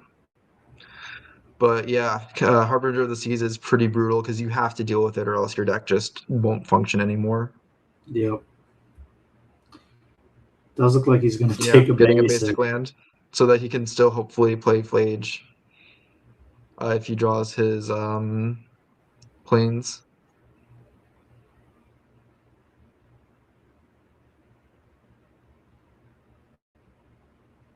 And we'll have to see if Ellie is able to get rid of this right now or if the Harbinger of the Seas is here to stay. Draws an Ephemerate. Not great for the current board state. It would have been great if the Flage was able to stick around, but countering the War of Innovation was definitely worth it. Yeah, Luke kind of locked down the game right now, which is pretty big. Got it. Oh, are we gonna see? Probably an Into the Floodmaw. Yep. Oh, and that is so now, unless the planes brutal. gets drawn, so now unless Dalton can draw planes, he's pretty much locked out of the game and can just beat him down with his Thunderclap Trainer. He does at least still have blue. Yeah, he can still cast the Consigned to Memories, so he can counter the Charbelchers, but Tameshi, remember, can return them from the graveyard as well. Yeah. So if he gets Tameshi, he could still win the game that way. There's one of them, and yeah, it's there's the Charbelcher. Yeah, you probably do want to counter it here. Kind of just stall the game a little bit longer. And looks like he's going to see if you replicate can it. Draw what you need to draw. And there's the replicate just to ensure that the consign itself doesn't get countered by a Flare of Denial. Yeah, that's not going to resolve. But the game is still pretty stalled, and the only spell that Dalton can cast is the Consign to Memory in hands. And There's that the is not the Statement, draw you were looking it's for. not the if you are, Plains.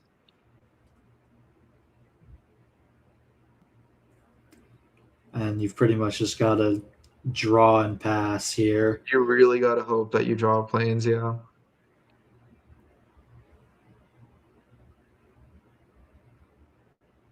And there's the second Charbelcher, which is going to get countered once again, probably just using up all of his mana at this point. Yep. Saving 2 up for, I'm not really sure if there's a quench effect that is being run. Probably holding it up for, I'm not quite sure. Maybe to look like he has something. Maybe. Maybe like a Consign to Memory plus Jawari Refuge combo, but it's not like Luke had the mana up for that. And yeah, he's just beating him down with the Otter now, because you don't want to lose the Ragavan, or else the Harbinger is going to start attacking as well. And again, not the Plains, so Dalton forced to pretty much just draw and pass. It's adorable, but I don't think she's helping here.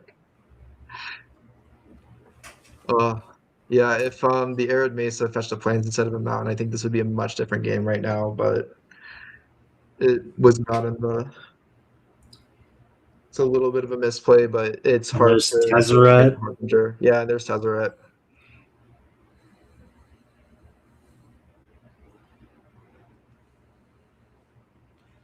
Let me reread what Tezzeret does. Yeah, Tezzeret's just going to search immediately for the Charbelcher, probably. Yep. Either And that there or the is Lotus just Bloom. there's just nothing that Dalton can do about it right now. Yeah, even if you draw the Flage on the next turn, you are pretty much going to get hit by the Belcher and lose the game, because it looks like there's still 40 cards left in the deck, and there's the Belcher hitting the field. Dalton has one more turn, but I don't know if he can come back from this. Yeah, and I don't think that I don't think the is going Strike to do Serenade's it. going to help. Looks like he will play it out. Mm-hmm. Amazing sideboard from Luke there, putting in the Harbinger, seeing only 2 basic lands in the deck, and playing the Lotus Bloom because why not? Pay 3, activate the Charbelcher, and that is game. Yep. 40 cards revealed that way. That is it. These are 2 very fun decks. I think that both players sideboarded very well. That Harbinger of the Sea is definitely play of the game in game 2, and then returning Velia to hand so that it sticks around. Really good back and forth, especially in games 1 and 2 as well. Then game 3 just getting locked down like that. Oh, yeah. In a 60 card format, there being 1 card that can save you is definitely power you want to be. Definitely punishing modern players for playing non-basics, but that's just modern. Yeah. These were great games from Luke and Dalton. Thank y'all so much. Again, we do have 1 bonus round of Michigan versus Minnesota. And here are the decks from Michigan. We got Christian from Michigan. Pretty powerful cards. Very powerful cards. The powerful cards are the name of the game. Oh, yeah. So I don't even know what's good in Vintage Cube at this point, but you can probably commentate better. The Uro is definitely very good. I will say the Titania is definitely one to look out for. Bristly Bill is a personal favorite of mine. Bristly Bill is just always good in any format I've seen him in. Yeah, it looks like Christian's. Looks like this is just Teamer good stuff. Yeah, Teamer good stuff. I mean, lots of land synergy here. We've got just a little bit of blue with the Pornoculus and the Displacer Kitten. Definitely going to be looking to just play lands and put counters on things. Oh, this is the Yeah, this is entire. the entire pool, but like generally, good stuff has been drafted from Teamer. Yeah. Okay. What more could you ask for? Channel also. Shout out Yeah. Channel. How good is that in Vintage Cube? Would you say? It's insane. Okay. If you can get Channel and like some other stuff. Hey, you just need Channel Fireball, win the game. I've been Channel Emrakul'd a couple times, and That's funny. it is not a fun time. No Emrakul here though. It's interesting to see like what gets put into the deck and what gets cut. Oh my. Ouroboros and Icetill Explorer as well. Oh yeah, I still explore and strip mine. So that is Like he probably just does a really run well Icetill put together Explore. deck. And here's And then the Clay. deck from the University of Minnesota, Clay. Drafted a lot of Boros cards and splashing green a little bit as well. Definitely Boros Potentially. plus some green. There is some black, but again, this is just the the full of pool, drafted yeah. cards.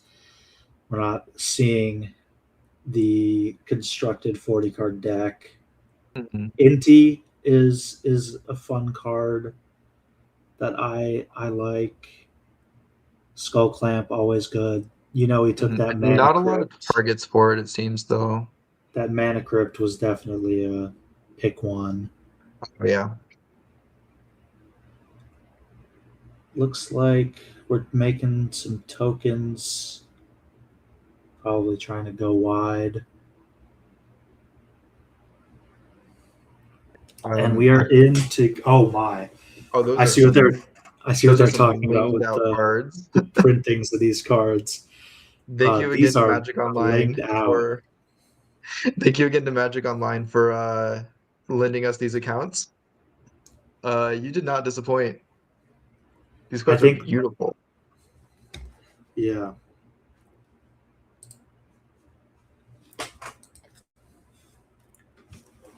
And it looks like Clay already has perfect mana going in, and also turn 1 play with the Llanowar Elves and turn 2 Wrenn and 6, which both cards insanely good. And turn 3 or 4 an Oculus is also going to be, or maybe even turn 2 or 4 an Oculus. Gonna be crazy. I'm pretty sure we're looking at Christian's point of view right now, not Clay's. But around. Yeah, because Clay was wearing the. There we go. There we go. We've already got insane turn 1 play. We got a Moxen plus a land. I can't really read that card though. I'm not familiar with Vintage Cube enough to know what it is off the top. It's Caracas. So it can tap to return a legendary creature to its owner's hand. Oh yeah, that's. It also taps for white. Yeah, killing the Llanowar Elves right away, definitely the play. Yep. But you can still get a turn 2 Wrenn and 6 out if you really want. Yeah, that's probably going to be the move here. Mm-hmm. Yeah, this is Vintage Cube, so you should be expecting some wild turns, definitely. I'm very excited to see the interaction. It looks like the Karakin is going to be used protective right now. So Wrenn and 6 still gets the down tick, but no actual value off of it. And now this is definitely an interesting hand for Christian.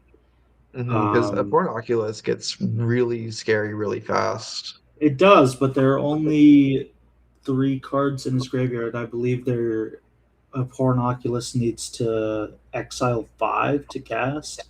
Yeah. 6 cards. Hands either. So he has a lot of lands, but not able to play actually any of the spells in his hand. Mm-hmm. Oh, but now he can by sacrificing all of his lands to Zoran Orb. So let's see if that's what you want to do.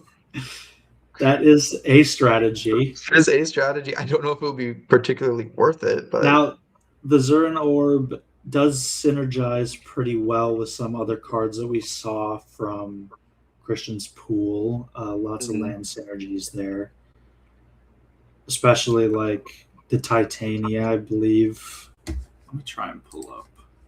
Yeah. I remember Christian mentioned in our Michigan group chat that he was loving the Titania. No, just kind of building up Mm-hmm. mana Looks bases. like Christian And drew that's delayed delayed fireball blast. blast. Still not able to play.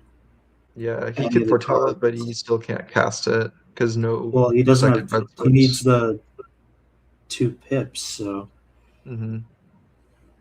that's just really rough. Kind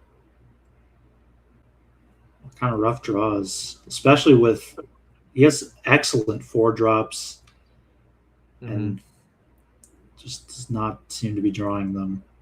Yeah, but it looks like Clay is also not putting anything too threatening out on the battlefield, probably scared of all the open mana. But he is getting the Ring Bearer pretty high up there.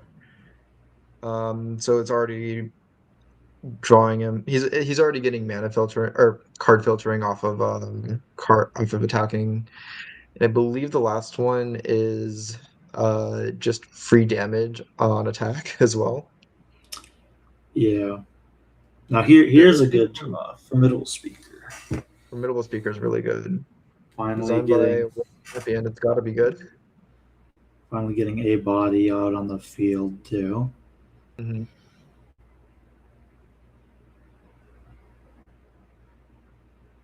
Probably wants to discard that forest to get one of his big threats out, just a playable card in general. Yeah, more cards in the graveyard will help the Pornoculus come down eventually. Mm-hmm.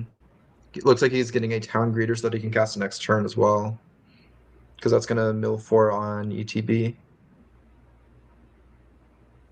and also gain him a little bit of life because he is getting beat down a little bit right now.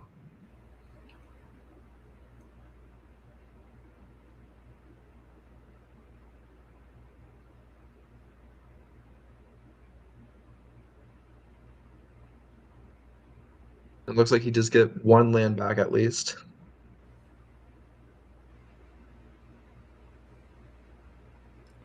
Which will also be a second red source for the delayed fireball blast if he wants to cast that instead. Yep. Now we see something coming down. We're seeing something big, yeah. This is going to be Solitude, looks like. Yep. Mm-hmm. Yeah, I definitely don't want that Formidable Speaker to stay on the battlefield for too long. And there's Othari as well. Yeah, that is a scary card to see. It's gonna ramp up fast for sure. But at the same time, the delayed fireball blast being able to be cast next turn is probably just gonna wipe the board as well, which will be nice. Most likely. It does mean that he has to win. Or will he have 6 mana next turn? So you can probably cast delayed fireball blast and the Oculus because it doesn't seem like there's a counterspell being threatened at all. Let's look at the Vibrance. No, especially not in what is Boros Black Mardu. Mardu, yeah. I had to think a little bit. Names are hard. It looks like he's just casting Vibrance instead, actually. Let's see what he's gonna get both modes on it to probably kill the Othari and also get a land and some life back, which is gonna be super nice.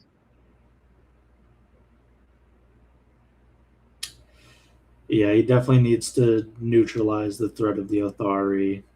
Mm-hmm.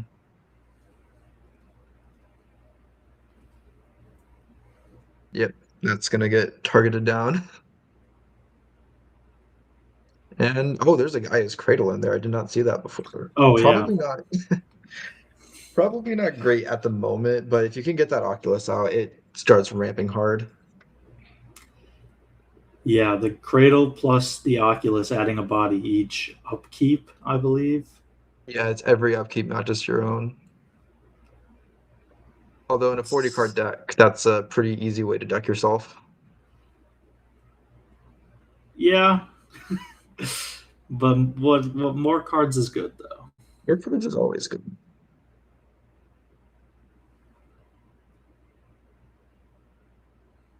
Let's see if he gets Guy's Cradle or Strip Mine or just a basic land in general. I do think looking at this, I'm not sure if they had access to each other's full 40 card deck list. They had access to the drafts pool, not the actual list itself. Okay.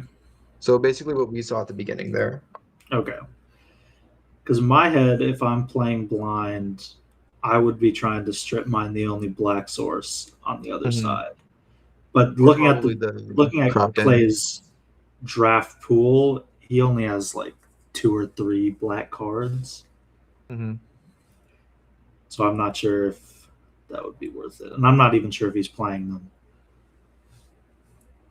But the Guy's Cradle, or not the Guy's Cradle, the Strip Mine could also get rid of the Kraken. It is going to be the Cradle. It is going to be the Cradle.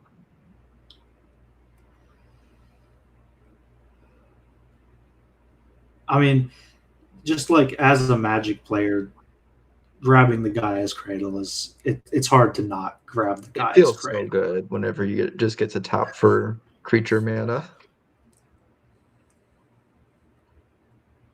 Especially if you're about to be making a bunch of face down creatures as well. You want the mana to be able to turn them up.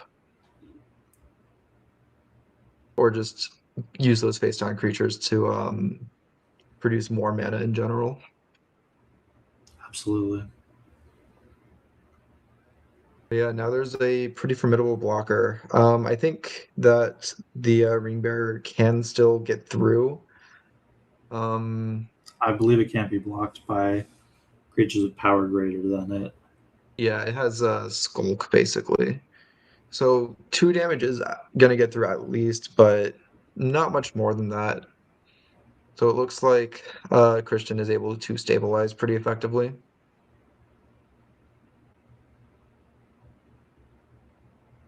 And if things get dicey, he can always cast Delayed Fireball Blast on the next turn. And there's the Source of Fire here, so he's going to actually be getting still even on life total because it does give Christian 4 life. But let's see what else he's got. He is returning Othari back. And that is scary. Just a scary card. Yeah, at the very least, it enters tapped. Looking at the board state, it doesn't look great for Christian, but the Delayed Blast Fireball in hand. With the tapped out mana, especially, so he can't protect the legendary creatures in his hand. Because it'll deal 2 to each, and none of them have more than 2 toughness. This is Vintage Cube. Let's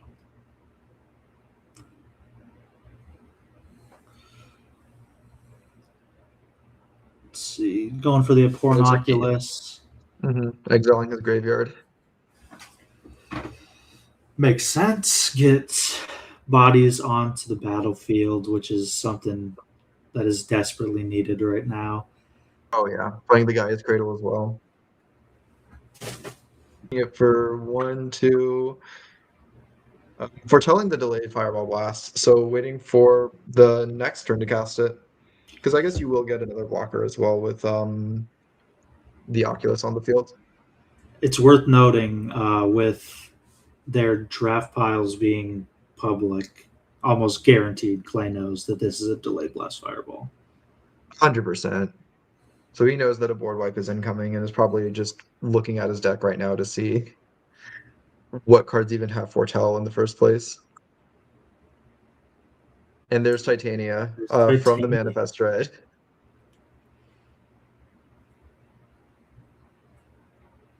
So probably don't want to use that as a blocker. Oh, I see what's about to happen.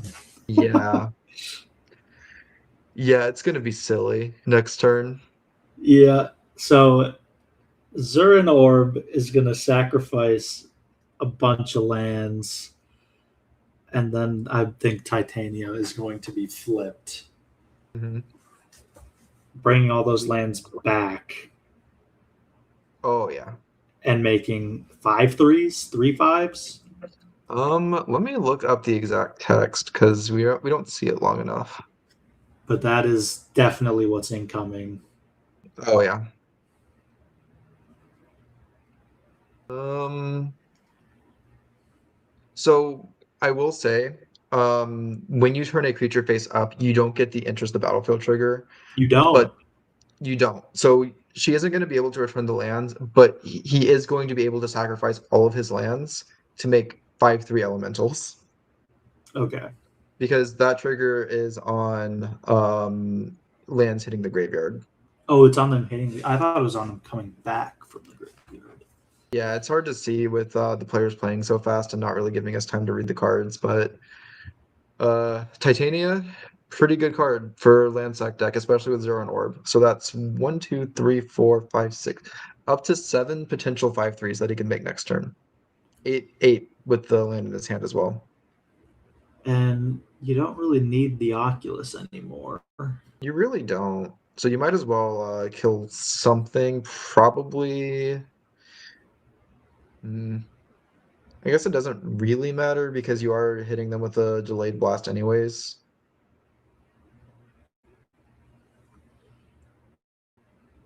You probably want to get rid of the fourth room here.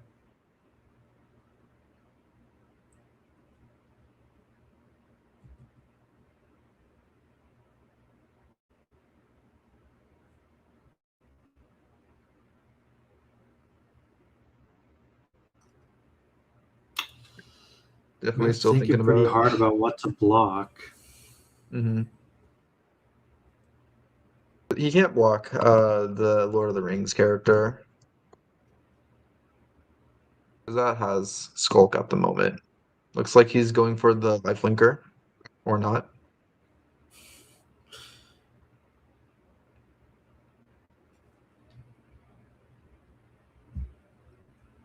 He does just Yeah, looks need like to survive. looks like he's getting rid of the Just lifelinker. And then we shall see. Because you definitely don't want to sacrifice the Titania here. Not that your opponent really knows it.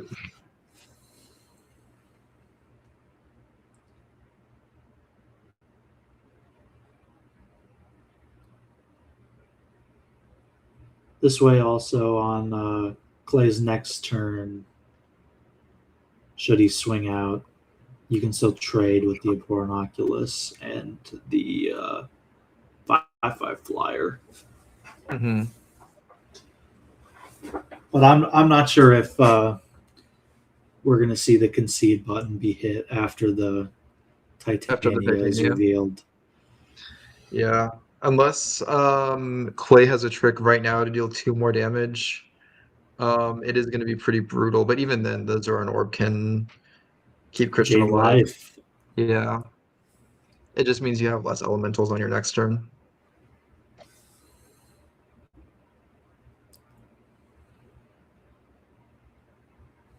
Players are thinking hard right now. I mean, this is still the final round. I believe this was one of the final this was matches to conclude. Yeah, this was Michigan versus Minnesota in the finals, but also Michigan and Minnesota played each other in a previous round as well during the rounds of Swiss. So these two also know each other's decks pretty decently by this point. So they're definitely thinking hard.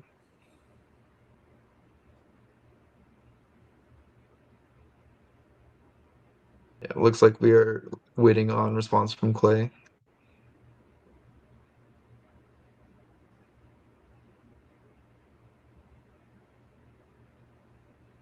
During the first matchup, UMN beat Michigan in this format 2-0. Yeah, no, aggroing it out works pretty well in limited. I'd imagine it works even better in the cube. Boros just aggro and vintage cube is unfortunately extremely powerful. I say unfortunately Exactly. just because I don't like playing it You don't or like playing playing against Boros? it. I just don't. It's just not me. You know, That's it fair. doesn't speak to me. That's fair. But like, look at what's being done with exactly 4 lands on the Boros player side. It's filthy. It's It's disgusting. disgusting. Well, 4 lands in a Mox, so The there is the Mox Uro. is definitely helping. Oh yeah, looks like there is Uro for some more survivability. I mean, can you? I think you can play the Uro and the Titania. Yeah, you can, because you can play Uro while the sack triggers on the stack, tap Gaia's Cradle for enough mana to flip Titania. Yep. But it does mean that you lose the element of surprise on the next turn, I believe. Because you are going to be... Maybe not. Because I forgot the island was in hand as well. But no, I believe that this is just going to be... Going to be Uro, maybe the delayed Fireball Blast. We'll see if Christian's going to want to go all in on the Titania, or if he wants to use that as like more of a surprise later on. I mean, sitting at 1 is not a place you want to be against. Sitting at 1, Boros. Sitting at 1, but with Zuran Orb to gain life. That is true. And it looks like he is going to tap Guy's Cradle for mana. He has an Ice Till Explorer now, so there's a few plays he can make. Especially because he does have lands in graveyard still. Ice Still Explorer is one of my favorite cards in Vintage Cube as well. It's amazing, especially because Christian already has Strip Mine in the deck somewhere as well. I forget if you already saw it or not. I believe it was... we saw it just because it was the Guy's Credit was tutored for. Yeah, that's what it was. So it's still in the deck somewhere. Yeah. And it looks like Delayed Fireball Blast is getting cast, wiping the board. And now... the Boros player is going to be struggling to recover. Because I believe that says 3 cards in hand. It's a little hard to read with the overlay. Let me see if I can. I think it's 3. Yeah. But the Phoenix was returned to hand, which makes sense because that's how you recover. Because they're at 2 experience counters right now, which means 3 Rebels coming in next turn. And Christian's getting some chip damage in with Titania up there. With the 2/2. Little guy. I mean, yeah. every little bit's going to count. Oh, yeah. And let's see what we get from this upkeep. Pest Infestation or Vaginal Cub.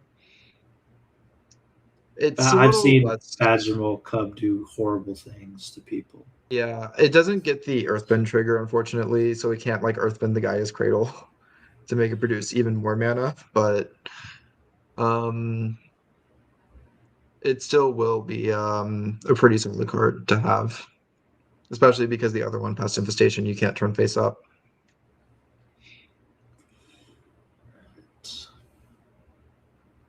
Yep. And there's Uthari back in here to make a bunch more 2/2s. Because this is going to be the 3rd experience counter, which means 3 more Rebels that are all tapped and attacking. You're going to probably have to sack some lands. You're going to have to sack a land here for sure, because the Oculus and the Vaginal Cub can only block 2. Mm-hmm.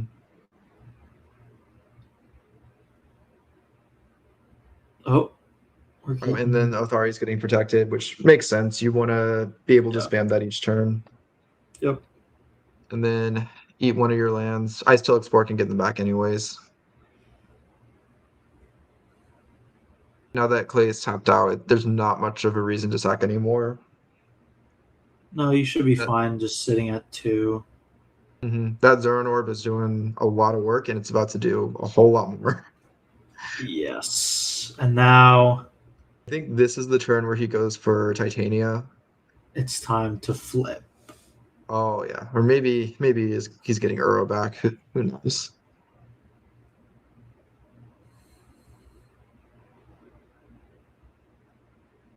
Just looking through his graveyard.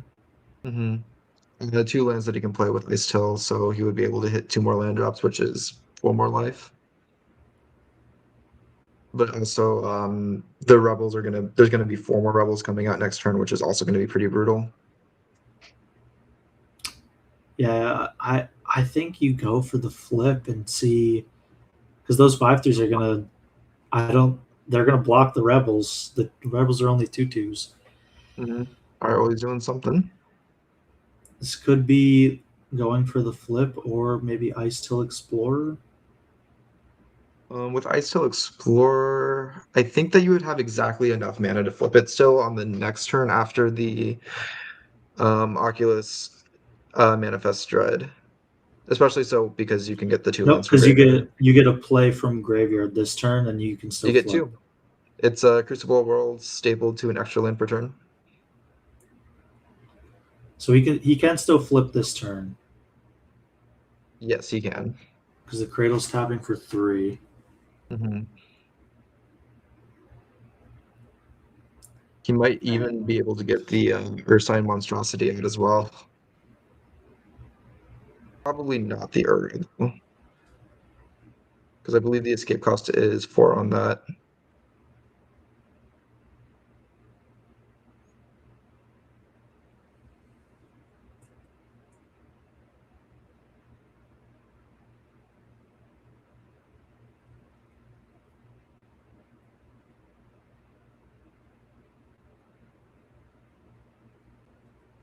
Yeah, with Ice Till Explorer out, he's definitely going to be sustained a lot more from Zero Orb, because that's going to be at least 4 life per turn. But with the increasing number of rebels, that's going to be a lot. And it looks like he is going for Titania right now. I think that's the right play. Mm-hmm. And then you can, with Ice Till, you can grab Cradle, tap it, sack it, play it again. And then do that 2 more times. Yeah. Or 1 more time, rather. Oh, that's insane. So And yeah, we see the Titania flip. So now the pressure kind of flipped from Clay being pretty far ahead with all his rebels, and now Christian is fighting back with his Titania Elemental Army. Well, soon he will be. the Elemental Army is coming. They're coming. You cannot avoid it.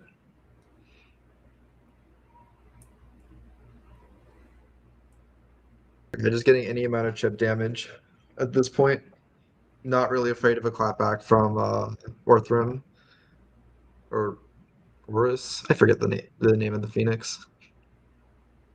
It's the Phoenix. It's the Phoenix. We know what we're talking about. Mm-hmm. It looks like he is putting a Fanatic Aronis on the battlefield for even more mana, because he does have creatures with power 4 or greater.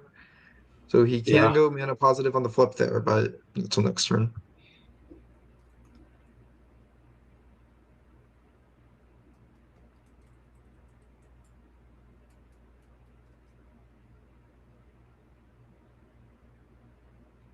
So how do you think Clay could recover from the Titania onslaught? Do you think? Right now, let me think. With his deck, with where he is at right now, it would be rough. I mean, Zuran Orb sacking all those lands right now at instant speed, you'd need a board wipe to be played, like, after making him go all in. Yeah. And sacking, like, every single land. Mm-hmm. I think, like, best case scenario is probably a board wipe. And But I think I I don't- saw the Sunfall go to a different player earlier in the night. So I'm not sure what board wipes he necessarily has. Yeah. No, especially playing aggro, I feel like if once the game progresses to this kind of point where his main play isn't going to be enough to keep him in it. Mhm. You're not really drafting too many board wipes in Boros aggro, because if you get to a point where you need them, the game's probably already lost. Yeah, like right here. And I think that is kind of what we're looking at right now. Like, even like Burn, you just sack a land in response and Yeah, gain like he life has back. 2, 4, 6. He has 16 life on the board right now that he could use if he really needs to. 16 life that also makes 8 5/3s. So we're definitely seeing the power of Zern Orb as a combo piece here. All right, let's see what Clay's doing. Lingering Souls make some Souls. blockers. Probably doesn't help too much, but No, it can only kind of slow down what is his inevitable. horde. Then flashing it back to make a few more blockers. Yeah. So that's still going to be at least 15 unblockable damage next turn if he sacks all of his lands. And then tries to force the Titania out, but we're Just probably do going it to in see. response. Yeah, we're probably going to see all the lands, but Gaia's Cradle get sacked.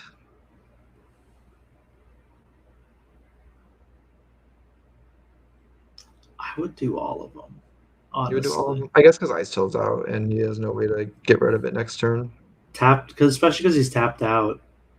Mhm. You get to play Gaia's Cradle again next turn. Then you And can you have sacrifice it and play it so again. many bodies. And at this point, with Titania being bounced, like, you can, Oh yeah, she will be able to return all the lands to the battlefield as well. yeah. And then you do it again. And I think we're seeing the full Titania elemental onslaught happening. Yep. Yeah. Yeah. The Christian's popping off.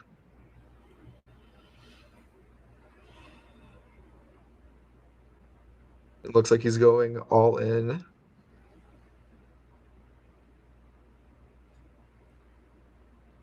Even sacrificing the cradle. Yeah, I mean, I think it's the right play. You can bring it back a couple different Like, ways. So. you don't need to get it 3 times. You don't need that much mana. I think just these bodies are gonna be enough to. I think that he is lethal on board if he just swings out next turn now. And that's And he's back in front so with life too. 18 elementals, 18 life. That's all you need. What an insane turnaround because of Zora and Orb there.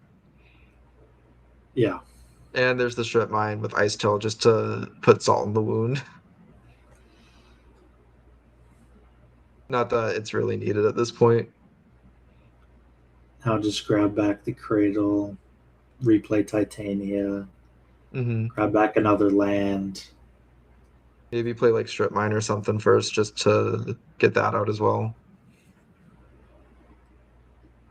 But yeah, the engine has been assembled and it doesn't There's look like no there are coming any back. answers. Yeah, Ursine Monstrosity, because why not at that point? And then Titania is going to come back to bring back every single land.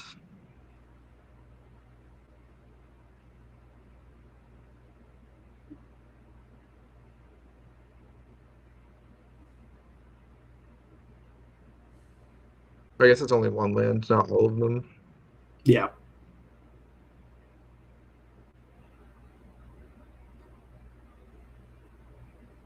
So, with 18 creatures and Gaia's Cradle, you're not struggling for mana. And then just swing out. And I think that's going to be game, unless I'm doing my math wrong here. I'm not counting that many. I'm not going to lie. But They're all I don't 5/3. think You can only block 5 of them. And I so don't- that's 15 plus. I don't think there's any coming back from this. Yeah, I don't think there's any comeback from this.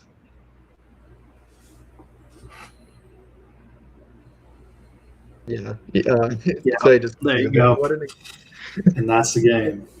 what an incredible comeback. That's That's awesome. That's vintage cube for you. And the University of Minnesota falls to the University of Michigan, gets second place in today's event. Yeah, but second place, still great. What No, incredible I'm games. definitely happy with it. No, these were incredible. I'm so happy with the results. Great rematches too, because again, Minnesota and Michigan also fought earlier on as well. Definitely great games. Mhm. Thank you, Nerd Rage Gaming and Magic Online for putting this together. Yeah, and thank you was so fun. much again to Magic Online for giving us those beautiful cards on the loaner accounts. That was amazing. So that we saved a lot of money there. I think that's about it for us. Not sure what's on the docket next, but no, we're done for the night. End stream. We will hope you guys enjoyed. Tune in next year for the Big Ten championships again. Liam, anything else to say? Nope. All right. Peace out.